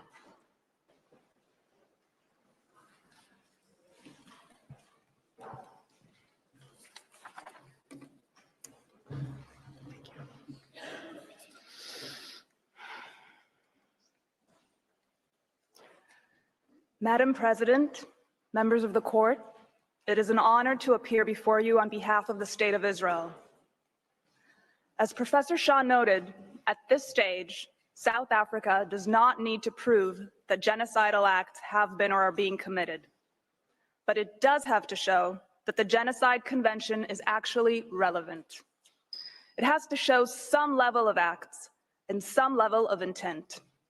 Professor Shah has spoken to the issue of express intent. It is my task to speak to the circumstances of Israel's actions. Israel cannot possibly comprehensively address today all of the allegations made in South Africa's application in this regard. The applicant paints a dire picture, but it is a partial and deeply flawed picture. The application is so distorted in its descriptions that it prevents the court from properly assessing the plausibility of the rights asserted by South Africa. Plausibility cannot be determined based on the unsubstantiated allegations of one party to the proceedings alone, if Article 41 of the court statute is to have any meaning. In the time available, I will address three aspects of reality on the ground that the applicant has either ignored or misrepresented. First, Hamas's military tactics and strategy. Second, Israel's efforts to mitigate civilian harm during operational activity. And third, Israel's efforts to address humanitarian hardship in Gaza, despite Hamas's attempts at obstruction. With respect to Hamas's military tactics and strategy, it is astounding that in yesterday's hearing, Hamas was mentioned only in passing and only in reference to the October 7 massacre in Israel. Listening to the presentation by the applicant, it was as if Israel is operating in Gaza against no armed adversary, but the same Hamas that carried out the October 7 attacks in Israel is the governing authority in Gaza. And the same Hamas has built a military strategy founded on embedding its assets and operatives in and amongst the civilian population. Urban warfare will always result in tragic deaths, harm, and damage. But in Gaza, these undesired outcomes are exacerbated because they are the desired outcomes of Hamas. In urban warfare, civilian casualties may be the unintended but lawful result of attacks on lawfully military objectives. International humanitarian law recognizes this reality and provides a framework for balancing military necessity with humanitarian considerations. These do not constitute genocidal acts. In the current conflict, many civilian deaths are directly caused by Hamas. Booby-trapped homes detonate and kill indiscriminately. Mines in alleyways collapse structures around them. And over 2,000 rockets misfired by Hamas have landed inside Gaza, causing untold levels of harm. One telling example is a blast at the Al-Hali hospital on October 17. Hamas claimed that the Israel Defense Forces, the IDF, attacked the hospital. Headlines around the world rushed to repeat this claim. The IDF later proved, and US intelligence and other national security intelligence agencies independently confirmed that the blast was the result of a failed launch from within Gaza. It was not, as Hamas claimed, the fault of the IDF. Damage to civilian structures is another fact claimed by South Africa as evidence of genocide. But South Africa does not consider the sheer extent to which Hamas uses ostensibly civilian structures for military purposes. Houses, schools, mosques, UN facilities, and shelters are all abused for military purposes by Hamas, including as rocket launching sites. Hundreds of kilometers of tunnels dug by Hamas under populated areas in Gaza often cause structures above to collapse. In the slides before you, you can see a militant priming projectiles for launch on IDF forces in Gaza. You can see the holes in the residential house to hide and launch them. Here, you can see projectiles discovered underneath a bed in a child's bedroom. Here, a rocket being fired from a school. The launch site is circled in red. Here you can see firing from a UN school. You can see the letters UN on the roof, and the fire is circled in red. And here, long-range rocket launchers hidden inside a Scouts Club building. Finally, you can see part of a tunnel that runs for 4 kilometers, including nearby the Erez crossing, which is adjacent to Israel. Gaza's infrastructure has certainly been harmed during the conflict. However, South Africa would have the court believe that Israel is deliberately and unlawfully destroying homes without cause, but harm caused to lawful military objectives and harm caused as a result of Hamas's actions is not evidence of genocide. South Africa also alleges that Israel has waged an assault on Gaza's health system. What South Africa has neglected to bring before the court, however, is the overwhelming evidence of Hamas's military use of such hospitals. Hamas militants retreated to Rantisi Hospital in Gaza on October 7th with hostages from Israel, whom they then held in the basement. In the slide before you, you will see a militant going into Quds Hospital with an RPG. Hamas fired at IDF forces from near and from within the Quds Hospital. At Shifa Hospital, Gaza's largest, Hamas managed operations from a closed-off area. Here you can see an opening to the tunnel that ran for hundreds of meters directly under the hospital. Here, you can see the weapons found in different wings of the hospital. And here, CCTV footage showing armed militants bringing hostages into the hospital's lobby. More than 80 militants hiding inside another hospital, the Adwan Hospital, surrendered themselves to the IDF. And here, you can see a weapon that IDF forces discovered hidden inside incubators at the hospital. The director of the hospital has admitted that numerous members of hospital staff belong to Hamas's military wing. In the Indonesian hospital in the neighborhood of Jabalia, Hamas forces managed their operations from that hospital until the IDF reached it. IDF forces recovered the bodies of 5 murdered hostages from a tunnel dug underneath the hospital. The list goes on. In every single hospital that the IDF has searched in Gaza, it has found evidence of Hamas military use. Israel is acutely aware that because of Hamas's use of hospitals as shields for its military operations, in grave violations of international humanitarian law, patients and staff are at risk. This is why the IDF has reached out to every hospital and offered assistance in relocating patients and staff to safer areas. Hospitals have not been bombed. Rather, the IDF sends soldiers to search and dismantle military infrastructure, reducing damage and disruption. Indeed, the tunnel that sat directly under the main building in Shifa Hospital was exploded without damaging the building above. The IDF then withdrew from the hospital. Yes, damage and harm have occurred as a result of hostilities in hospitals' vicinity, sometimes by IDF fire, sometimes by Hamas, but always as a direct result of Hamas's abhorrent method of warfare. Israel has published plenty of evidence of the extensive misuse by Hamas of medical facilities in direct violations of international humanitarian law. It has brought journalists to see firsthand.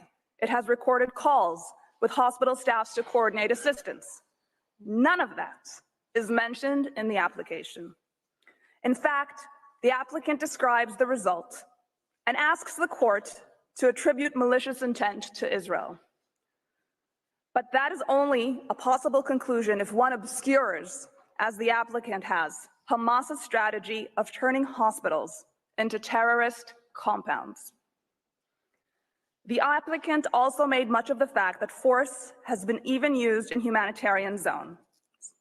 What the applicant neglected to inform the court, however, was that Hamas has, in its contempt for Palestinian civil life, regularly and deliberately fired from such zones, turning areas of relief into zones of conflict. Here before you, you can see one example of a launch site adjacent to the humanitarian zone, both amplified in larger pictures. And in the next slide, you can see evidence of a rocket launched from next to Gaza's water desalination facility. I now would like to address briefly the second issue, Israel's efforts at mitigation of civilian harm. Here, too, the applicant tells not just a partial story, but a false one. For example, the application presents Israel's call to civilians to evacuate areas of intensive hostilities, quote, as an act calculated to bring about its physical destruction, quote. This is a particularly egregious allegation that is completely disconnected from the governing legal framework of international humanitarian law. Evacuation of civilians is recognized under international humanitarian law as one of the measures that may be implemented to protect civilians from the effects of ongoing hostilities.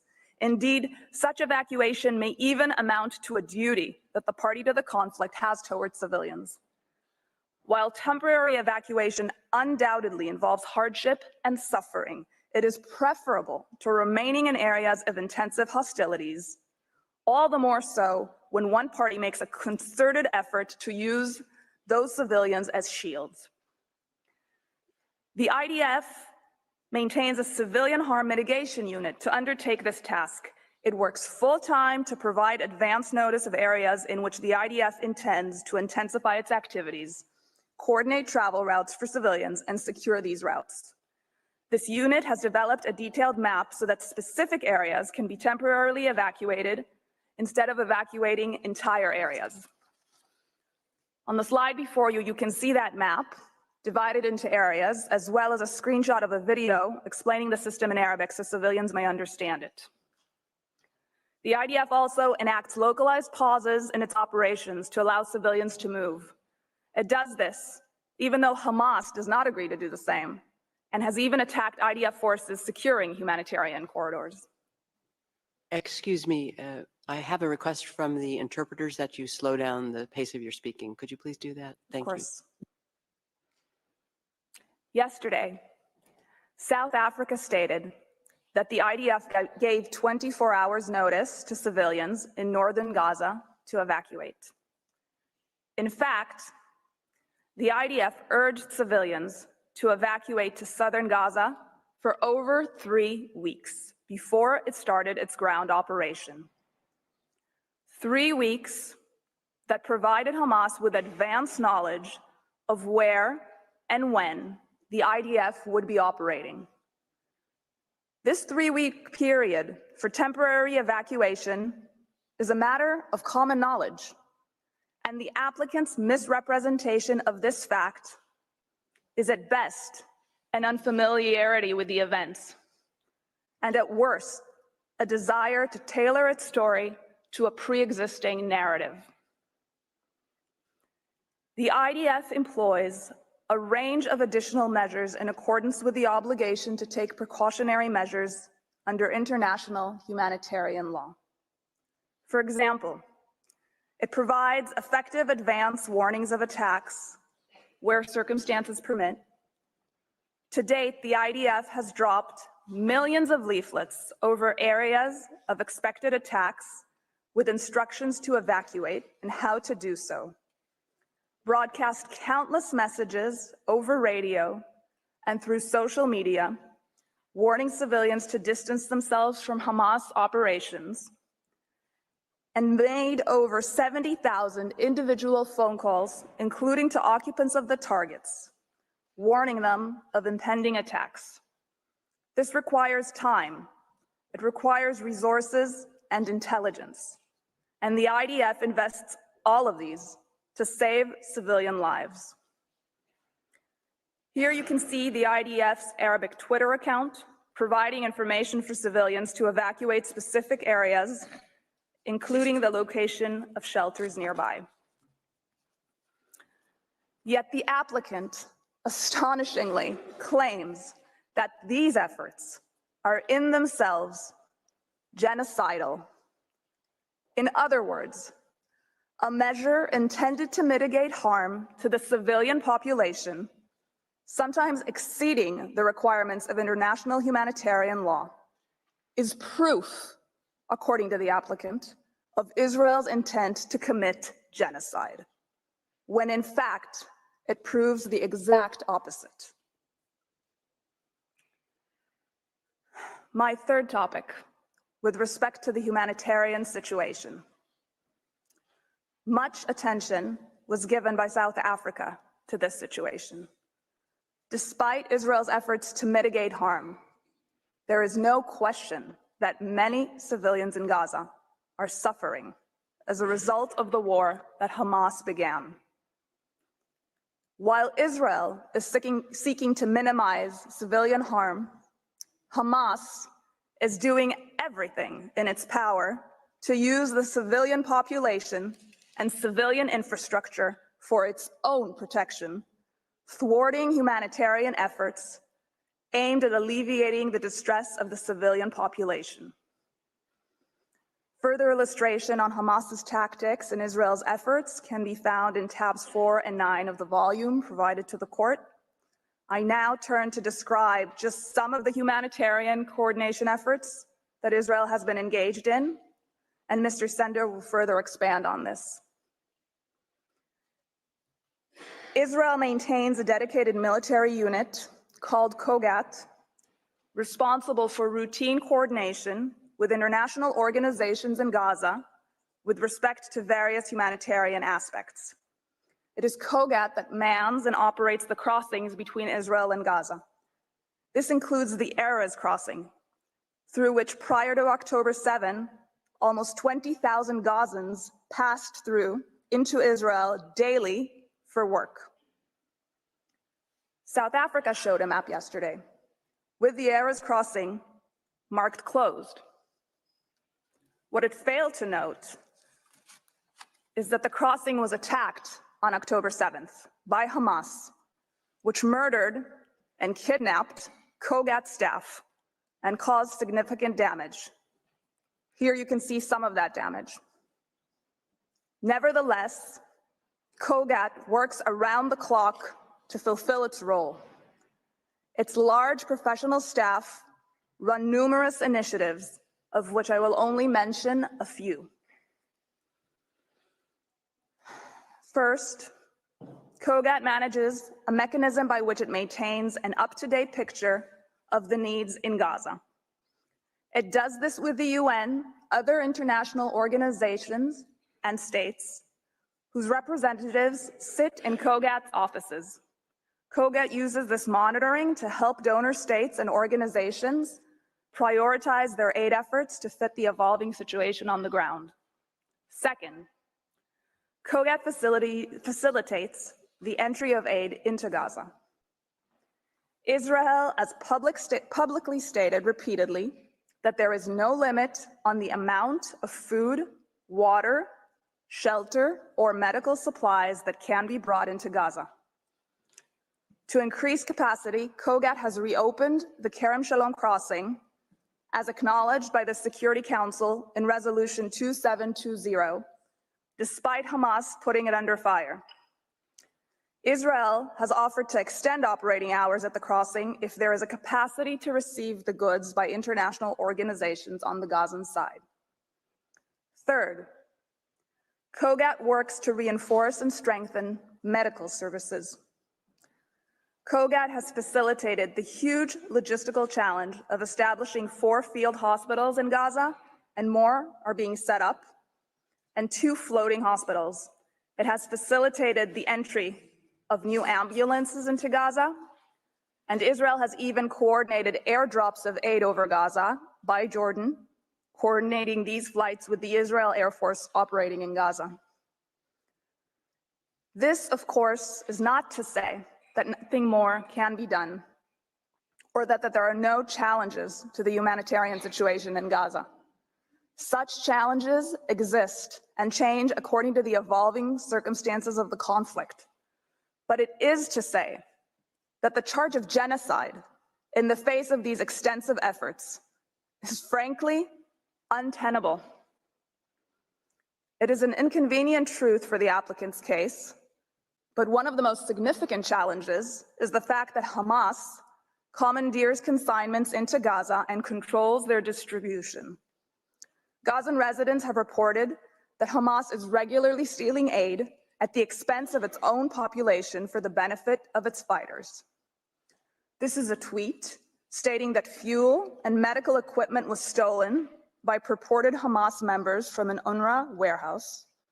UNRWA later deleted the tweet, perhaps under pressure from the authorities. Here you can see Hamas commandeering an aid truck. And here is another example. Because Hamas for years has used aid consignments to smuggle weapons, security checks of all goods going into Gaza are required, as acknowledged by international humanitarian law.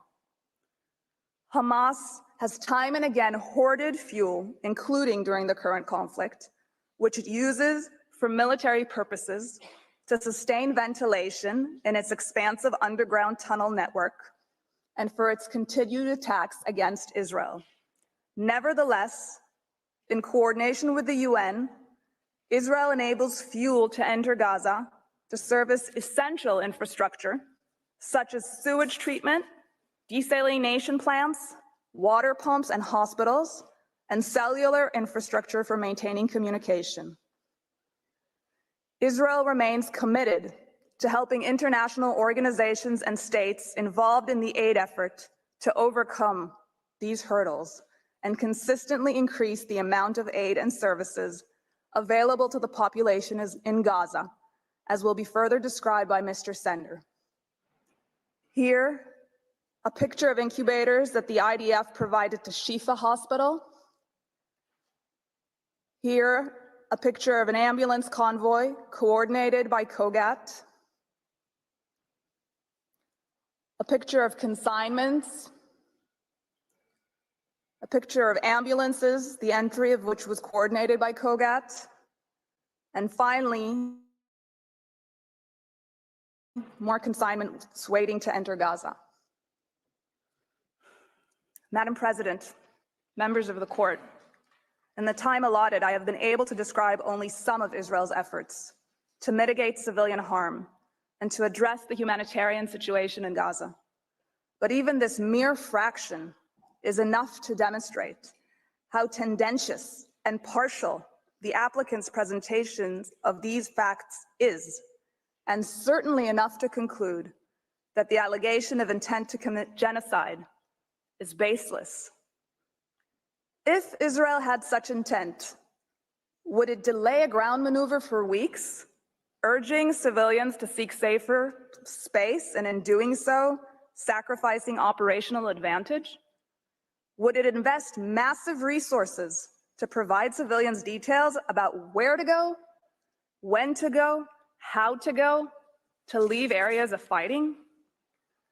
Would it maintain a dedicated unit staffed with experts whose sole role is to facilitate aid and who continue to do so despite having their staff killed and kidnapped? When a population is ruled by a terrorist organization that cares more about wiping out its neighbor than about protecting its own civilians, there are acute challenges in protecting the civilian population. Those challenges are exacerbated by the dynamic and evolving nature of intense hostilities in an urban area, where the enemy exploits hospitals, shelters, and critical infrastructure. Would Israel work continuously with international organizations and states, even reaching out to them on its own initiative, to find solutions to these challenges if it were seeking to destroy the population? Israel's efforts to mitigate the ravages of this war on civilians are the very opposite of intent to destroy them. Under these circumstances, far from being the only inference that could reasonably be drawn from Israel's pattern of conduct, intent to commit genocide is not even a plausible inference. Madam President, members of the court, that concludes my statement. I thank you for your kind attention, and I ask that you now invite Mr. Sender to the podium.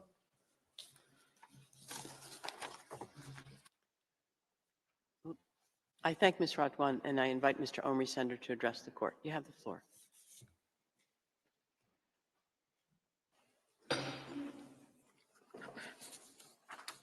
Thank you. Madam President, members of the court, it is an honor to appear before you today on behalf of the State of Israel. It falls to me to address the condition of risk of irreparable harm and urgency. This third condition is, of course, dependent on the two preceding ones. Professor Shaw and Ms. Radwan have already shown that the provisions relied upon by the applicant do not afford, even prima facie, a basis on which this court's jurisdiction could be founded. They also showed that the rights asserted by the applicant cannot be regarded as plausible. It follows that the irreparable consequences cannot, in the present case, be caused by the alleged disregard of rights under the Genocide Convention. Again, this is not at all to say that the humanitarian situation arising from the present armed conflict is not grave. Civilians have been severely affected by the hostilities instigated by Hamas. Its systematic strategy of prosecuting war from under and within the civilian population exposes civilians to great risk, and it has brought about great suffering. Israel has done and is doing a great deal to alleviate this suffering in very challenging circumstances. In this regard, the factual account provided by the applicant is once again entirely one-sided. The application and request run no less than 84 pages, but they make hardly any mention of the extraordinary efforts undertaken by Israel and by a host of other states and international actors to improve the humanitarian situation. We again heard virtually nothing from the applicant on this issue yesterday.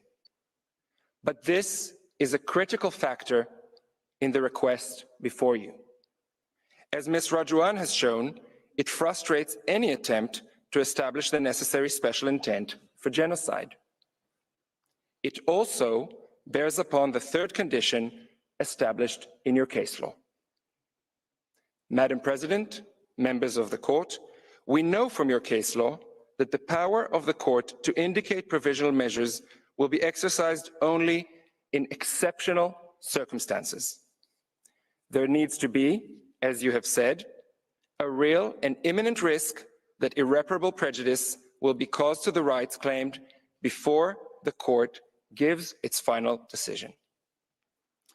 Your order in the Myanmar case, in which the Genocide Convention was also invoked, suggests that the adoption, and I quote, of concrete measures aimed specifically in recognizing and ensuring the right, end of quote, of the group in question to exist would mean that irreparable harm and urgency cannot be established. Precisely such concrete measures have been taken by Israel. which has been facilitating the provision of more and more humanitarian assistance for people in need throughout the Gaza Strip.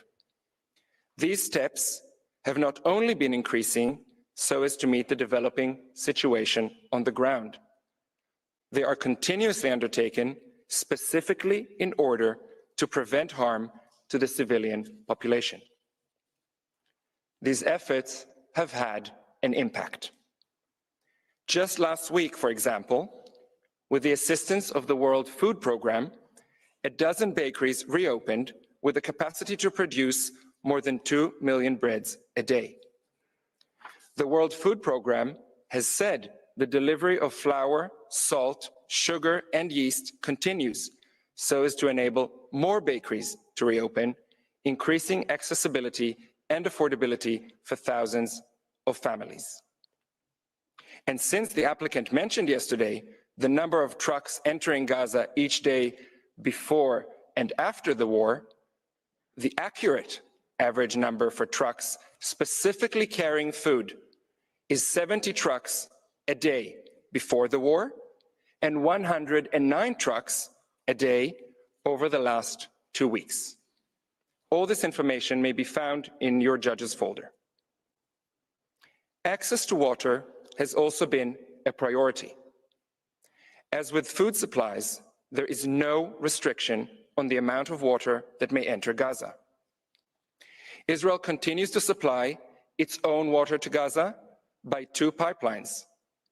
It facilitates the delivery of bottled water in large quantities, and it repairs and indeed expands water infrastructure that has been damaged by the fighting. An additional water pipe bringing water into southern Gaza from Egypt began operating a few weeks ago. Access to medical supplies and services is also growing. Israel has so far facilitated the establishment of 4 field hospitals and 2 floating hospitals. The establishment of 2 more hospitals is underway. Israel is facilitating the entry of medical teams into Gaza, as also vaccinations, including in cooperation with UNICEF. Ill and wounded persons are being evacuated through the Rafah border crossing to Egypt, the United Arab Emirates, Turkey, Qatar, and Jordan. Tents and winter equipment are being distributed as well. The constant delivery of fuel and cooking gas is also facilitated. According to official data, again in your judges' folders, from 8 December, the amount of fuel entering Gaza has doubled and currently stands at 180,000 liters a day. This is a target amount requested by the UN itself.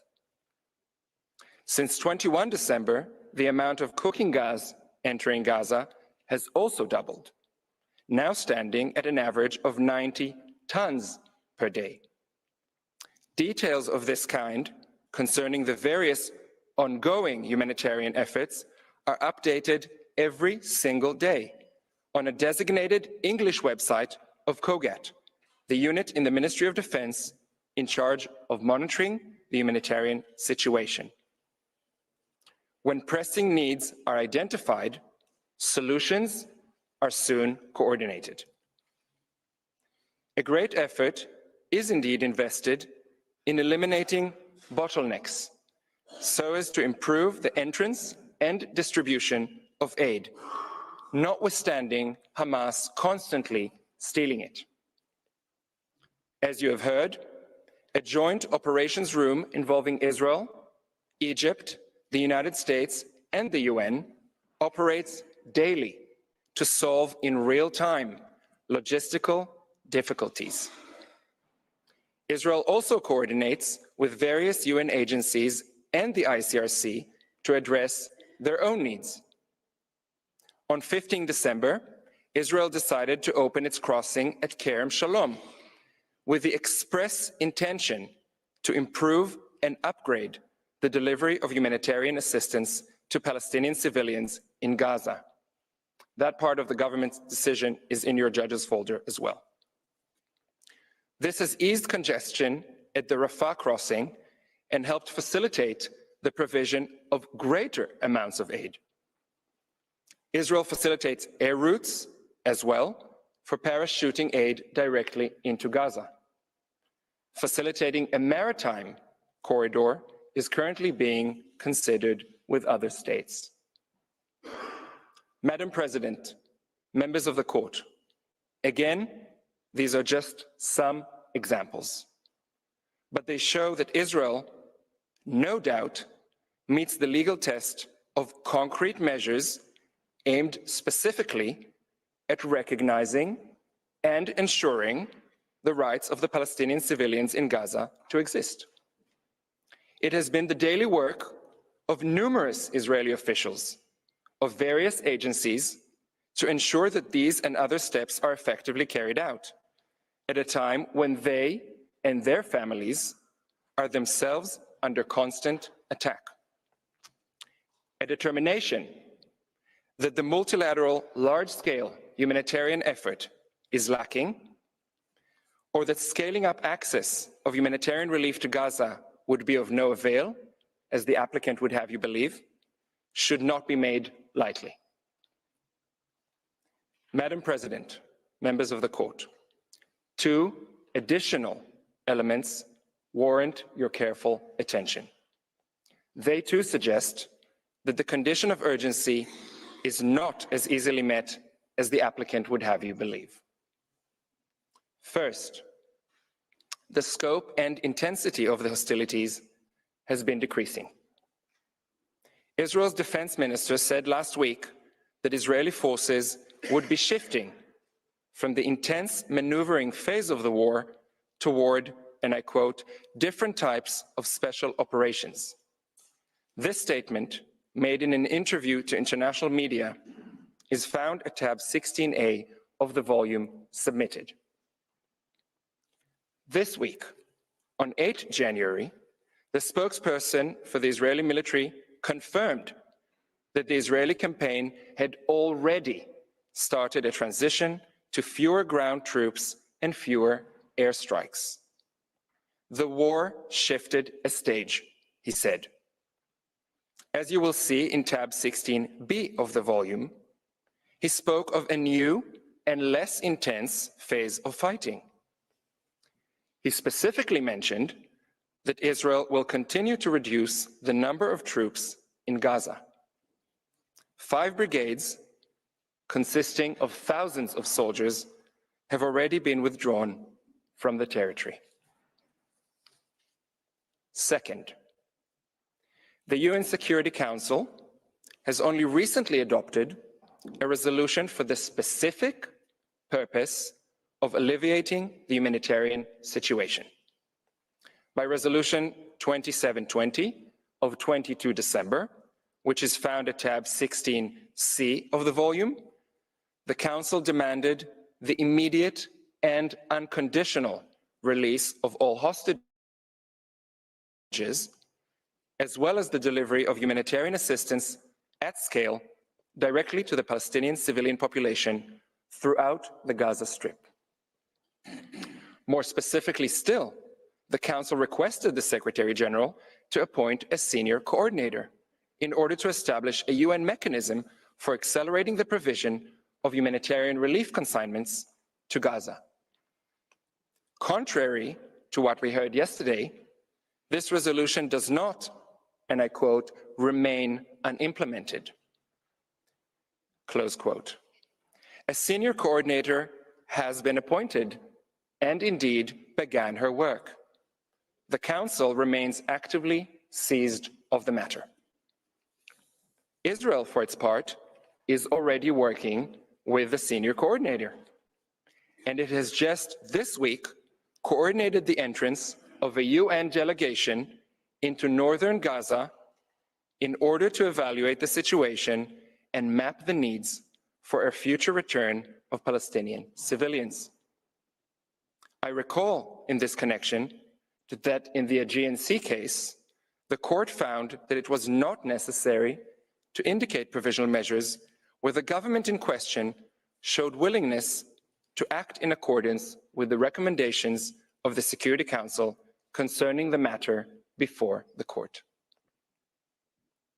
All these recent developments indicate that the facts as they presently exist do not call for awarding interim relief. They also suggest that the difference between the present case and earlier cases that have come before you are very clear. Finally, the lack of urgency within the meaning of the court's case law is further demonstrated by assurances provided before you today by Israel's co-agents.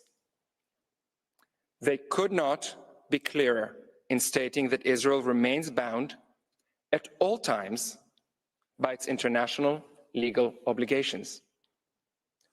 Needless to say, this includes Israel's obligations as a state party to the Genocide Convention. The applicant will have this court say that it cannot take the word of a state. That would be not only unfortunate, it would also be contrary to the law on unilateral declarations of states. Unsurprisingly, your consistent case law suggests that assurances of the kind offered by Israel may well render the indication of provisional measures unnecessary. Madam President, members of the court, the conclusion is that the condition of irreparable prejudice and urgency cannot be met. It is Israel and its citizens who would risk irreparable harm if the request of South Africa were to be granted. Madam President, distinguished members of the court, that concludes my statement. I thank you for your kind attention, and I ask that you now invite Mr. Staker to the podium. I thank Mr. Sender, and I now invite Mr. Christopher Staker to take the floor. You have the floor, sir.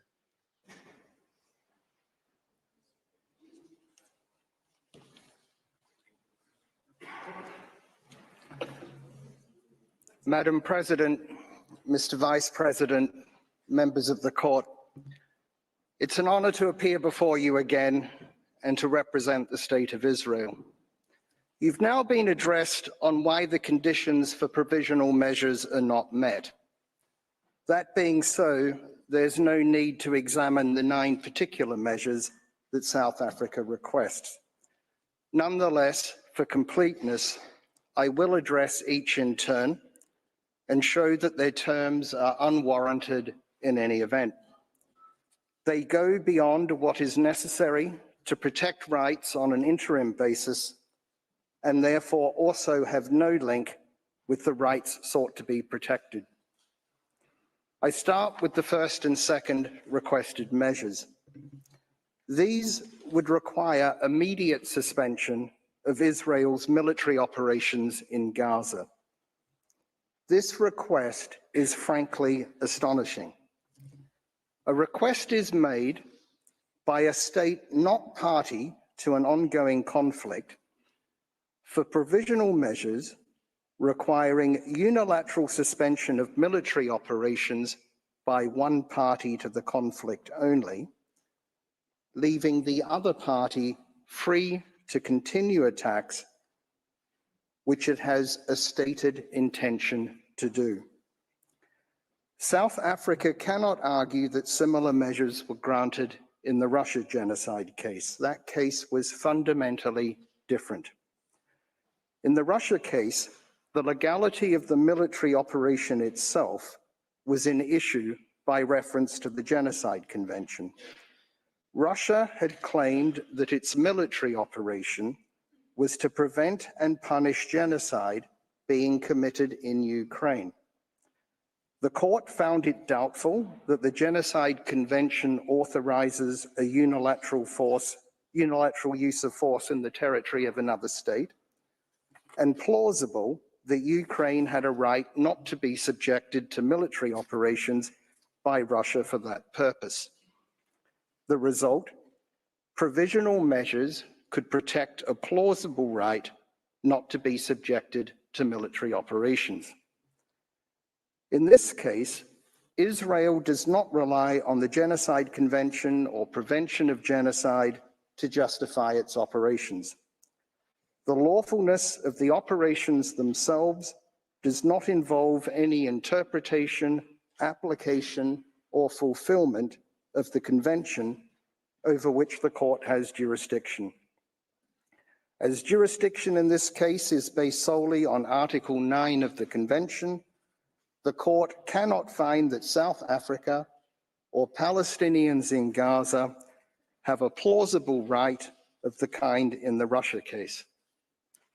Article 41 of the statute empowers only such provisional measures as the circumstances require to preserve the respective rights of either party. In the Russia case, a suspension of military operations might have been necessary to preserve a right not to be subjected to military operations. But in this case, the right in issue is South Africa's claimed right to ensure observance of the Genocide Convention. It's absurd to suggest that the only way to ensure observance of the Genocide Convention in a military operation is to prevent the operation from being conducted at all, in order, according to South Africa, to secure the humanitarian response and avoid yet more unnecessary death and destruction. That goes beyond preventing genocide. South Africa appears to argue that the military operations as such are genocidal. But how has South Africa established a plausible claim that this is so? Mr. Hassim argued only that it's plausible, quote, that at least some, if not all, of these alleged acts fall within the Convention's provisions. How does at least some acts turn into the military operations as such?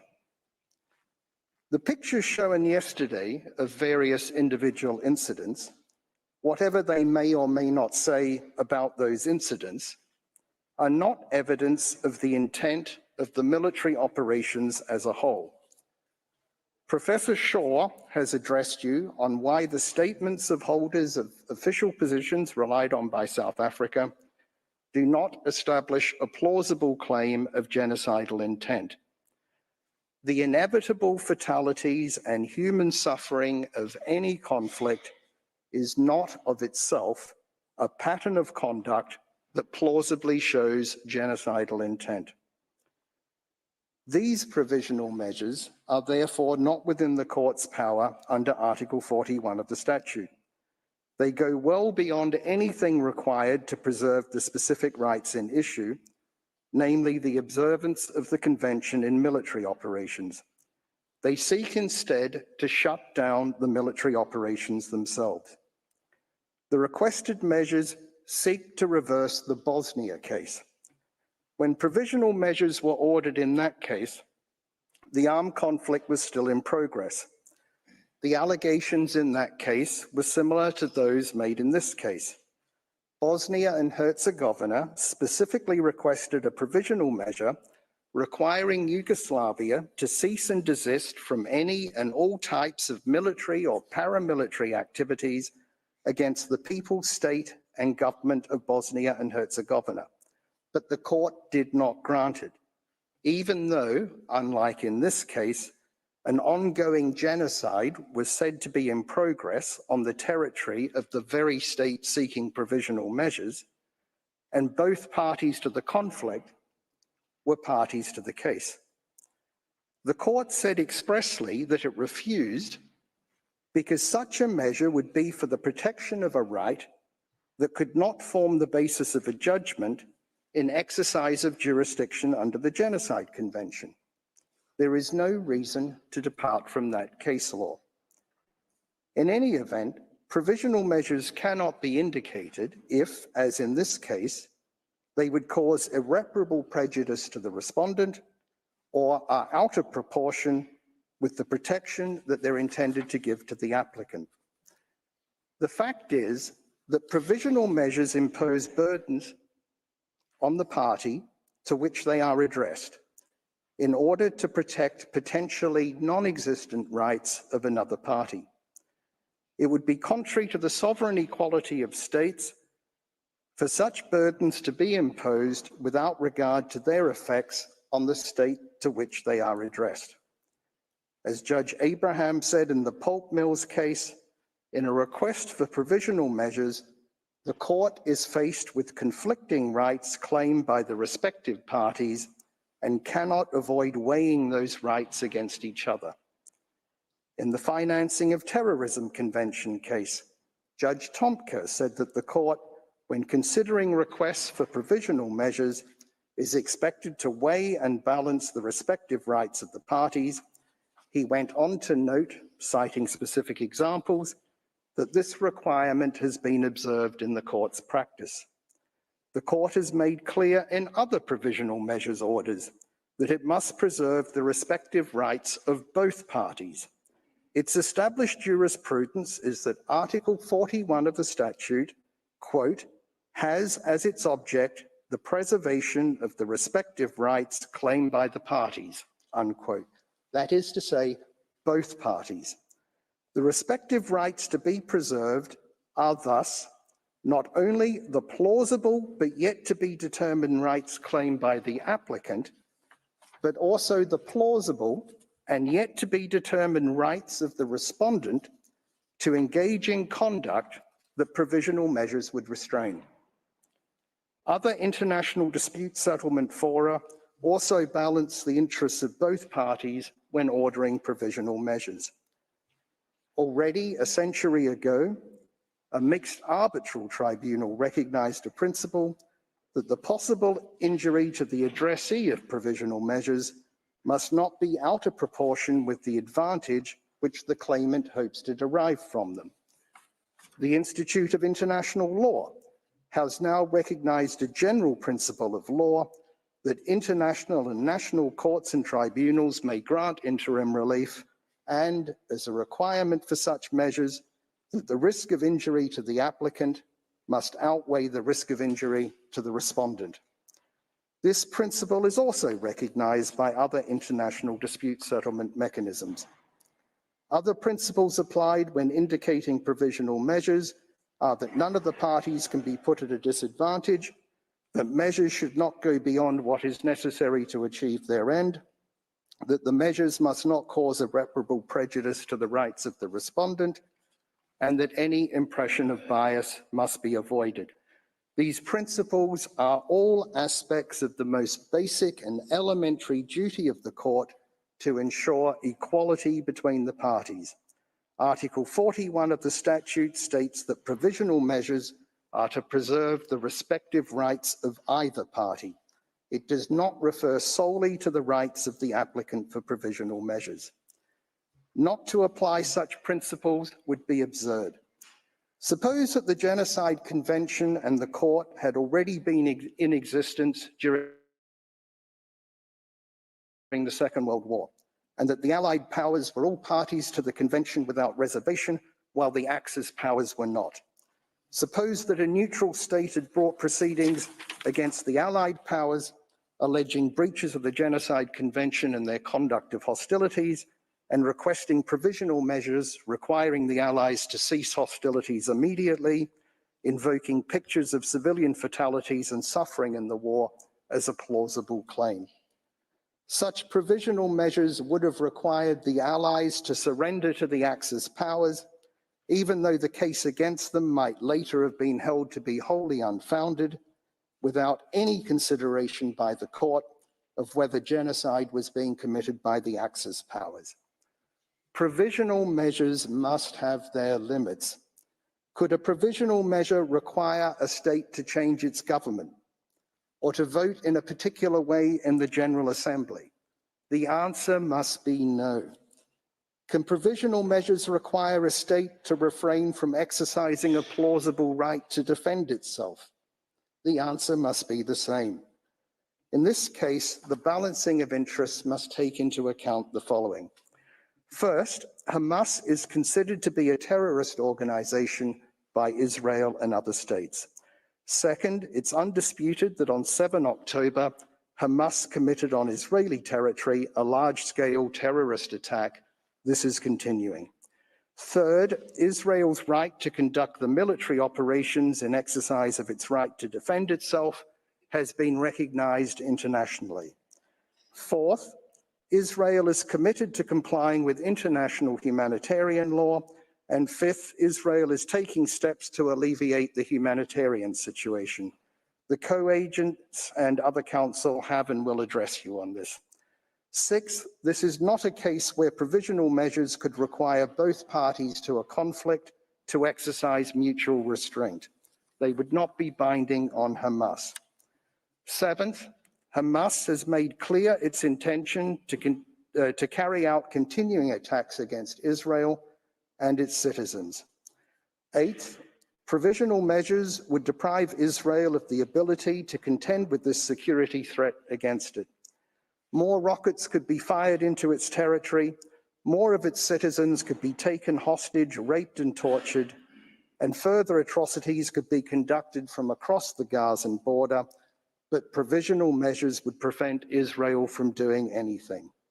Ninth, provisional measures would end attempts to rescue those already taken hostage. 10th, suspension of military operations would give Hamas space to preserve and build its capabilities, enabling it to pose an even greater threat and to use remaining hostages as bargaining chips. If granted, the result would be this: an organization recognized internationally as terrorist has committed a terrorist atrocity in the territory of a state. And a third state now seeks an order from this court that would prevent the attacked state from responding, but which would impose no obligation on those responsible for the attack. The requested measures would not put an end to the conflict, but only to military operations by one party to the conflict. These measures would assist the other party and encourage the commission of further terrorist attacks. In this respect also, the Russia case is fundamentally distinguishable from this case.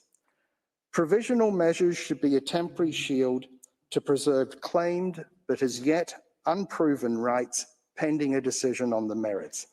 Instead, they're being used here as a sword to give an advantage to one party in a conflict over another.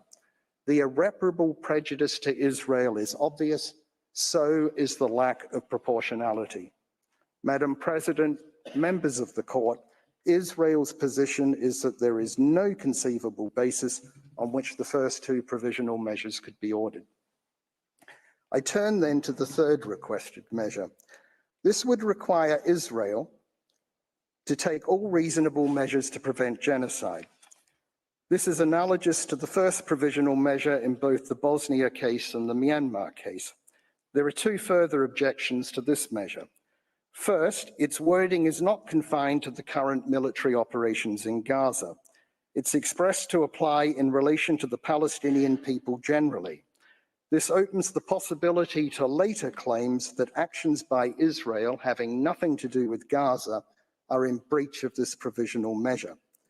While the convention obligation to prevent genocide may not be confined to current operations in Gaza, the subject matter of this case is. There is no justification for the provisional measure to extend beyond the claim itself. This particular objection applies also to the fourth and seventh requested measure. A second objection is that this third provisional measure would impose the same obligation on South Africa as well. No reason is given for this. The other requested provisional measures do not apply to South Africa. Why this one? Is South Africa saying it may fail to comply with its obligation to prevent genocide if not compelled to do so by a provisional measure? Unlikely.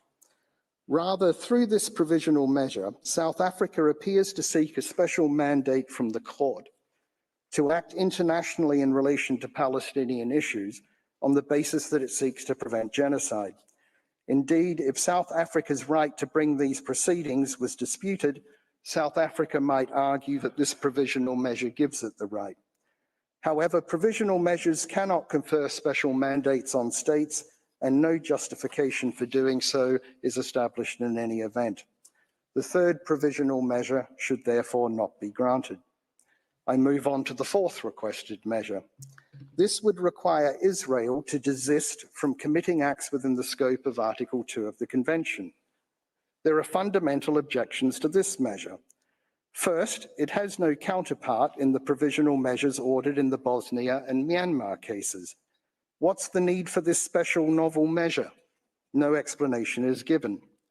Second, it uses the word desist, which implies that violations of the Convention by Israel are occurring. It seeks an implied ruling on the merits. In the Bosnia case, you declined to grant a provisional measure requested by Bosnia and Herzegovina that Yugoslavia must cease and desist from all acts of genocide. You should also refuse this request. It's one thing to call on a state to comply with its obligations under the Convention. It's quite another to imply that a state has failed to do so. While provisional measures are without prejudice to the merits, such an implied finding will tarnish the reputation of the respondent state, which is not only unprincipled, but also unnecessary within the meaning of Article 41 of the statute to protect claimed rights on an interim basis. Third, this measure refers to acts within the scope of Article 2 of the Convention. Now, although an act is not within the scope of Article 2 unless it's committed with genocidal intent, the proposed wording leaves scope for South Africa subsequently to argue that the words mean only the acts themselves, whether committed with genocidal intent or not. On that interpretation, the effect would be to shut down Israel's military operation. Every killing or wounding of an opposing combatant by Israeli forces, every collateral civilian casualty, no matter how lawful under international humanitarian law, would be a breach of this provisional measure. Even security checks by Israeli forces of humanitarian aid entering Gaza, in accordance with international humanitarian law as recognized by Security Council Resolution 2720, might be argued to be a breach. The request for this measure should be rejected for the same reasons as the first and second measures. I next address the fifth requested measure. This specifies types of acts to be regarded as deliberately inflicting conditions of life calculated to bring about physical destruction for purposes of the fourth provisional measure. This measure is also objectionable. First, it's not a freestanding measure, but an elaboration of paragraph C of the fourth measure. If the fourth measure is not granted, then the fifth measure falls away. Secondly, no analogous provision is found in the provisional measures order in the Bosnia and Myanmar cases, and no special need for such a new measure is established. Third, it again uses the word desist. Fourth, it seeks further impermissible implied rulings on the merits. For instance, it refers to so-called expulsion and forced displacement of Palestinians from their homes.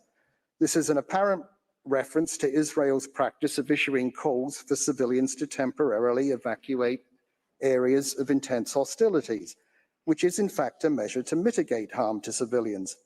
This measure thus seeks the court's ruling that evacuation calls amount to expulsion and forced displacement of Palestinians from their homes.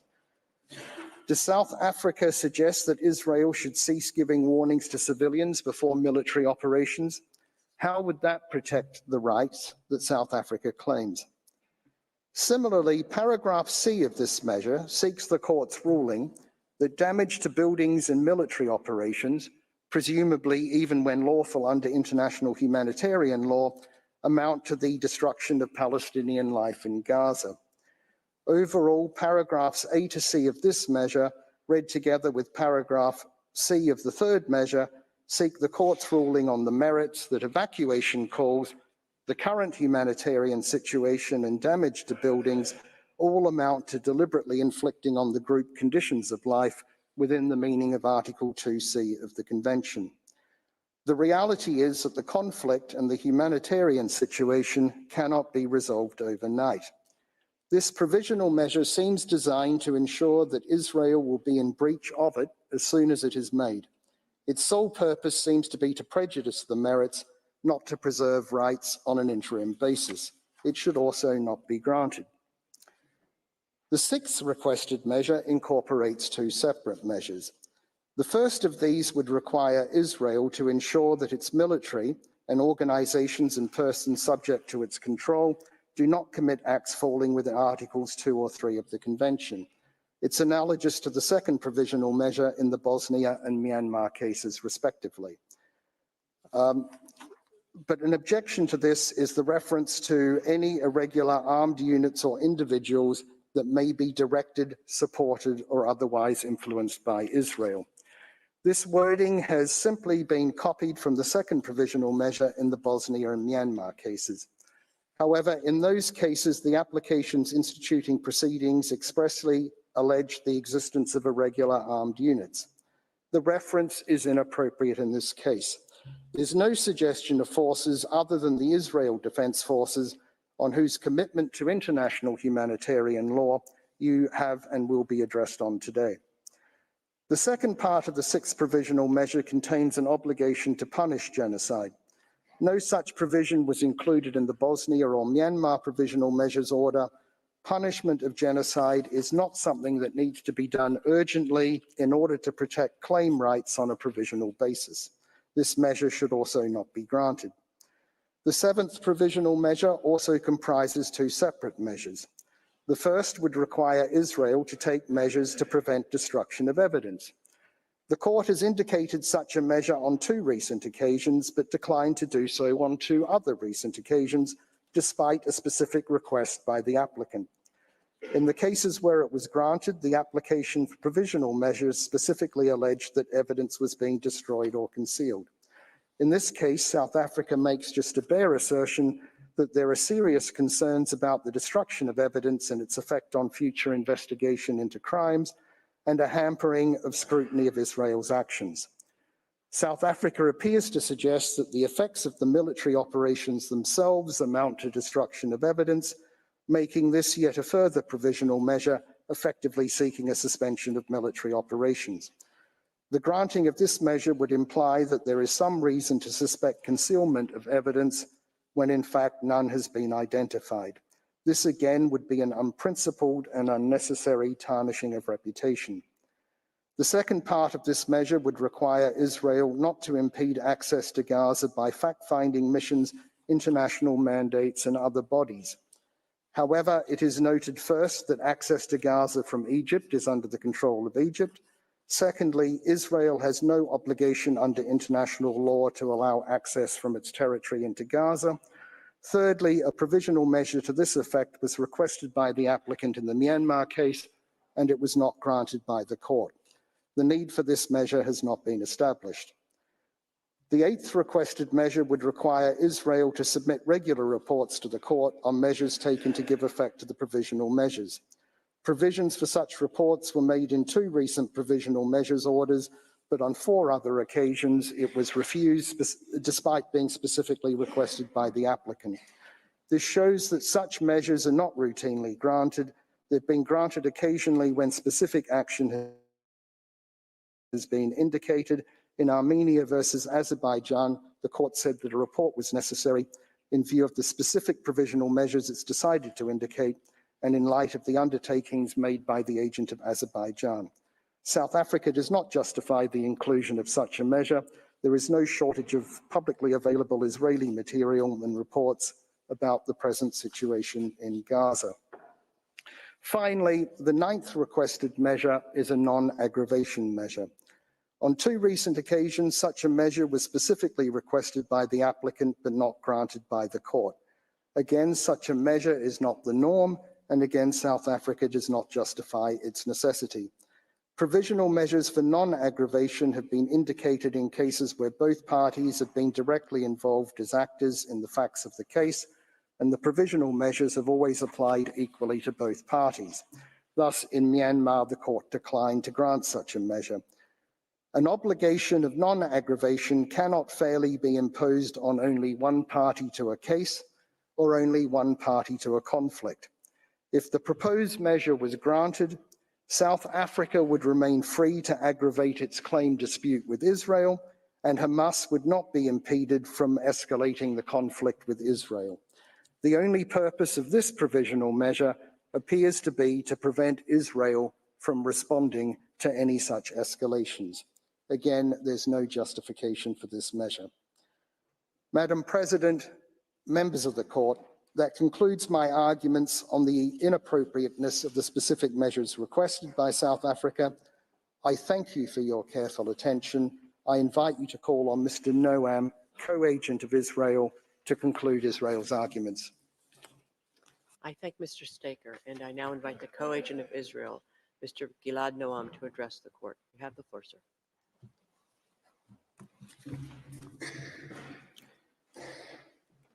Madam President, members of the court, counsel have shown that the applicant has failed to make the case for the indication of provisional measures. More specifically, 1, the court lacks prima facie jurisdiction, as the applicant has not shown any dispute between itself and the respondent at the time the application was submitted. Indeed, it tried to mislead the court into believing that one had existed. 2, the applicant has failed to meet the condition of plausible rights to be protected in the present circumstances. 3, the simple reality is that the events which are the subject of these proceedings are occurring in the framework of a war instigated by Hamas, governed by the legal framework of international humanitarian law. They do not fall within the remit of the Genocide Convention. 4, the standard of irreparable harm and urgency is not met either. Israel is constantly taking concrete steps, together with others, to address the humanitarian situation in Gaza. 5, finally, we have shown that each of the provisional measures sought are unwarranted and prejudicial. All this requires that we give attention to 2 fundamental matters arising from these proceedings. The first is that the applicant seeks to portray an image of Israel as a lawless state that regards itself as beyond and above the law. The applicant paints an image of Israel as a state in which the entire public service, military, and society have in concert discarded Israel's long-standing commitment to law and morality and become singularly consumed with destroying an entire population. That is patently false. I can attest to that firsthand as the Deputy Attorney General for International Law. In this position, I regularly advise the government on issues of international law, including humanitarian law. This has not changed since October 7th. The conflict with Hamas poses serious operational and legal challenges. In conducting close-quarter urban combat while mitigating harm to the surroundings, in seeking to put a stop to Hamas military use of hospitals while minimizing disruption of medical services, in helping civilians leave areas of the most intense fighting while Hamas forces them to stay in the line of fire, in facilitating the provision of aid when that aid is constantly stolen by Hamas to sustain its military efforts, in balancing humanitarian considerations with the need to act forcefully against an adversary that still fires rockets deep into our country and holds our citizens hostage. As the authority responsible for international law advice to Israel's government and cabinet, I can attest that in contending with these challenges, Israel remains committed to international law. When the cannons roar in Gaza, the law is not silent. This has been the case since Israel's establishment in 1948, the same year the Genocide Convention was adopted. Israel's commitment to the rule of law has remained steadfast throughout our history, despite the complex challenges we face as a nation. It reflects the commitments made at the time the state was established, as reflected in our Declaration of Independence, which makes express reference to the principles of the Charter of the United Nations. In 1948 too, Israel was at war, forced upon it. Yet, despite being engaged in a war for its survival, the young state gave great importance to immediately establishing an effective, independent, and impartial legal system. Indeed, one of the first steps the newly formed IDF took in the midst of a war was to establish a military justice system. This system has evolved into an integral part of the institutional structure of the IDF. Thus, the IDF Military Advocate General holds the highest rank in the IDF, save the Chief of Staff, and is institutionally independent from the military chain of command. Her staff, including international law experts, are interwoven into all aspects of the military's activities. They provide legal training and education. They are involved in the drafting and preparation of military plans and doctrines. And they provide ongoing legal advice on a range of issues, including targeting, weaponry, and obligations towards the enemy's civilian population. This remains the case in the current conflict. The civilian legal system, including my department in the Ministry of Justice, serves as an avenue of review for the military legal system. The Attorney General stands at the head of the civilian legal system. In this position, she too enjoys full institutional independence. At all times, the doors to Israel's courts, including Israel's Supreme Court, remain open. This court is widely acknowledged for its willingness to consider issues pertaining to the conduct of hostilities, including ongoing hostilities. Indeed, during the current conflict, the court has already considered petitions on different aspects of the war. Israel's legal system also ensures accountability.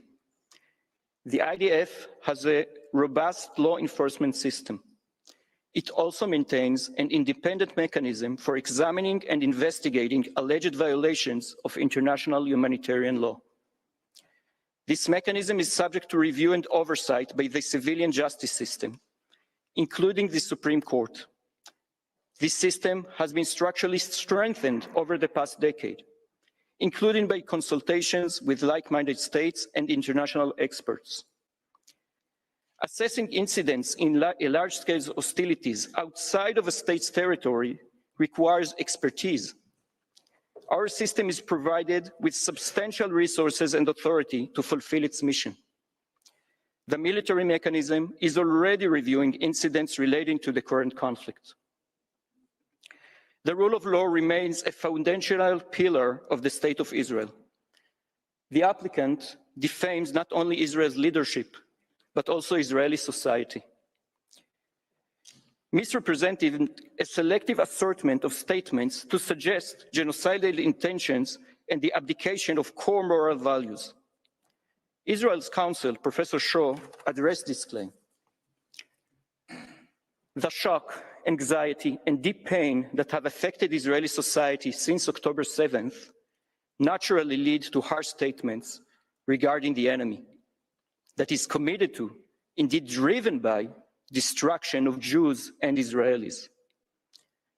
But our legal system knows how to draw a line between statements that may be troubling and even obscene, but fall within the right of freedom of speech in a democratic society, and those statements which go beyond that right. As the Attorney General reaffirmed publicly recently, any statement calling for intentional harm to civilians contradicts the policy of the State of Israel and may amount to a criminal offense, including the offense of incitement. Several such cases are currently being examined by Israeli law enforcement authorities. You will find this statement in tab 16D in the volume.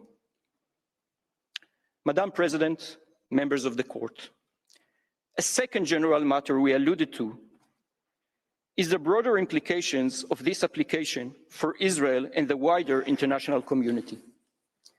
As we have shown, this case concerns a large-scale armed conflict with tragic consequences for civilians on both sides. Yes, there is a heart-wrenching armed conflict.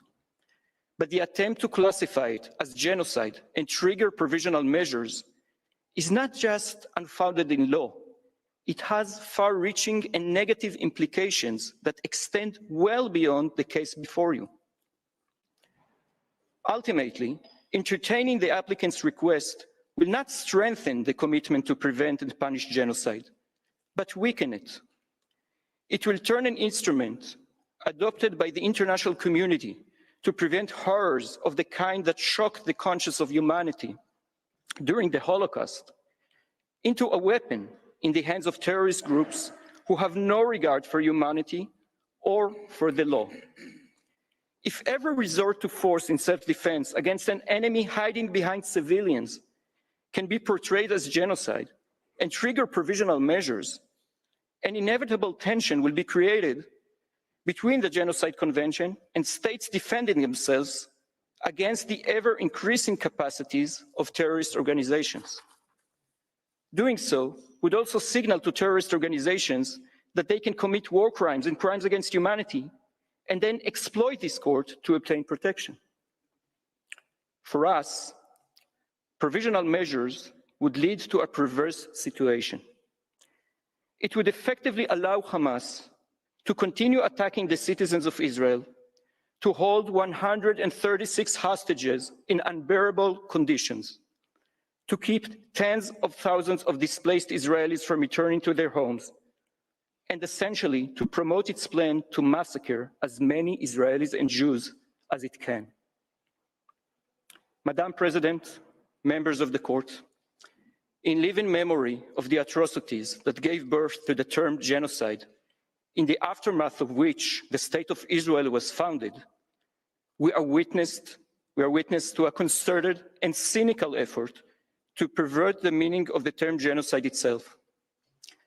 The Genocide Convention is too important a foundation in humanity's aspiration to defeat barbarism and evil to be belittled in this way. And the faith that has been placed in international law and its institutions is too cherished an asset to be squandered. We appeal to this court not to be taken down that dangerous road.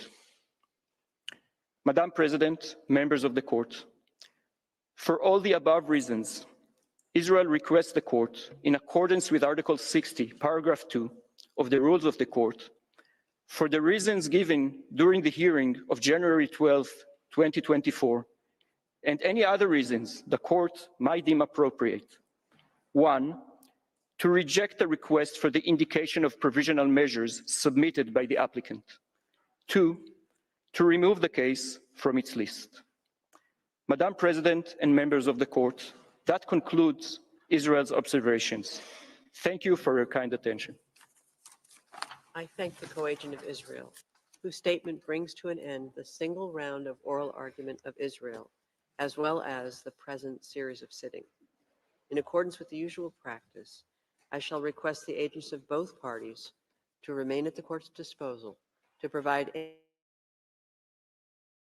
any additional information the court may require.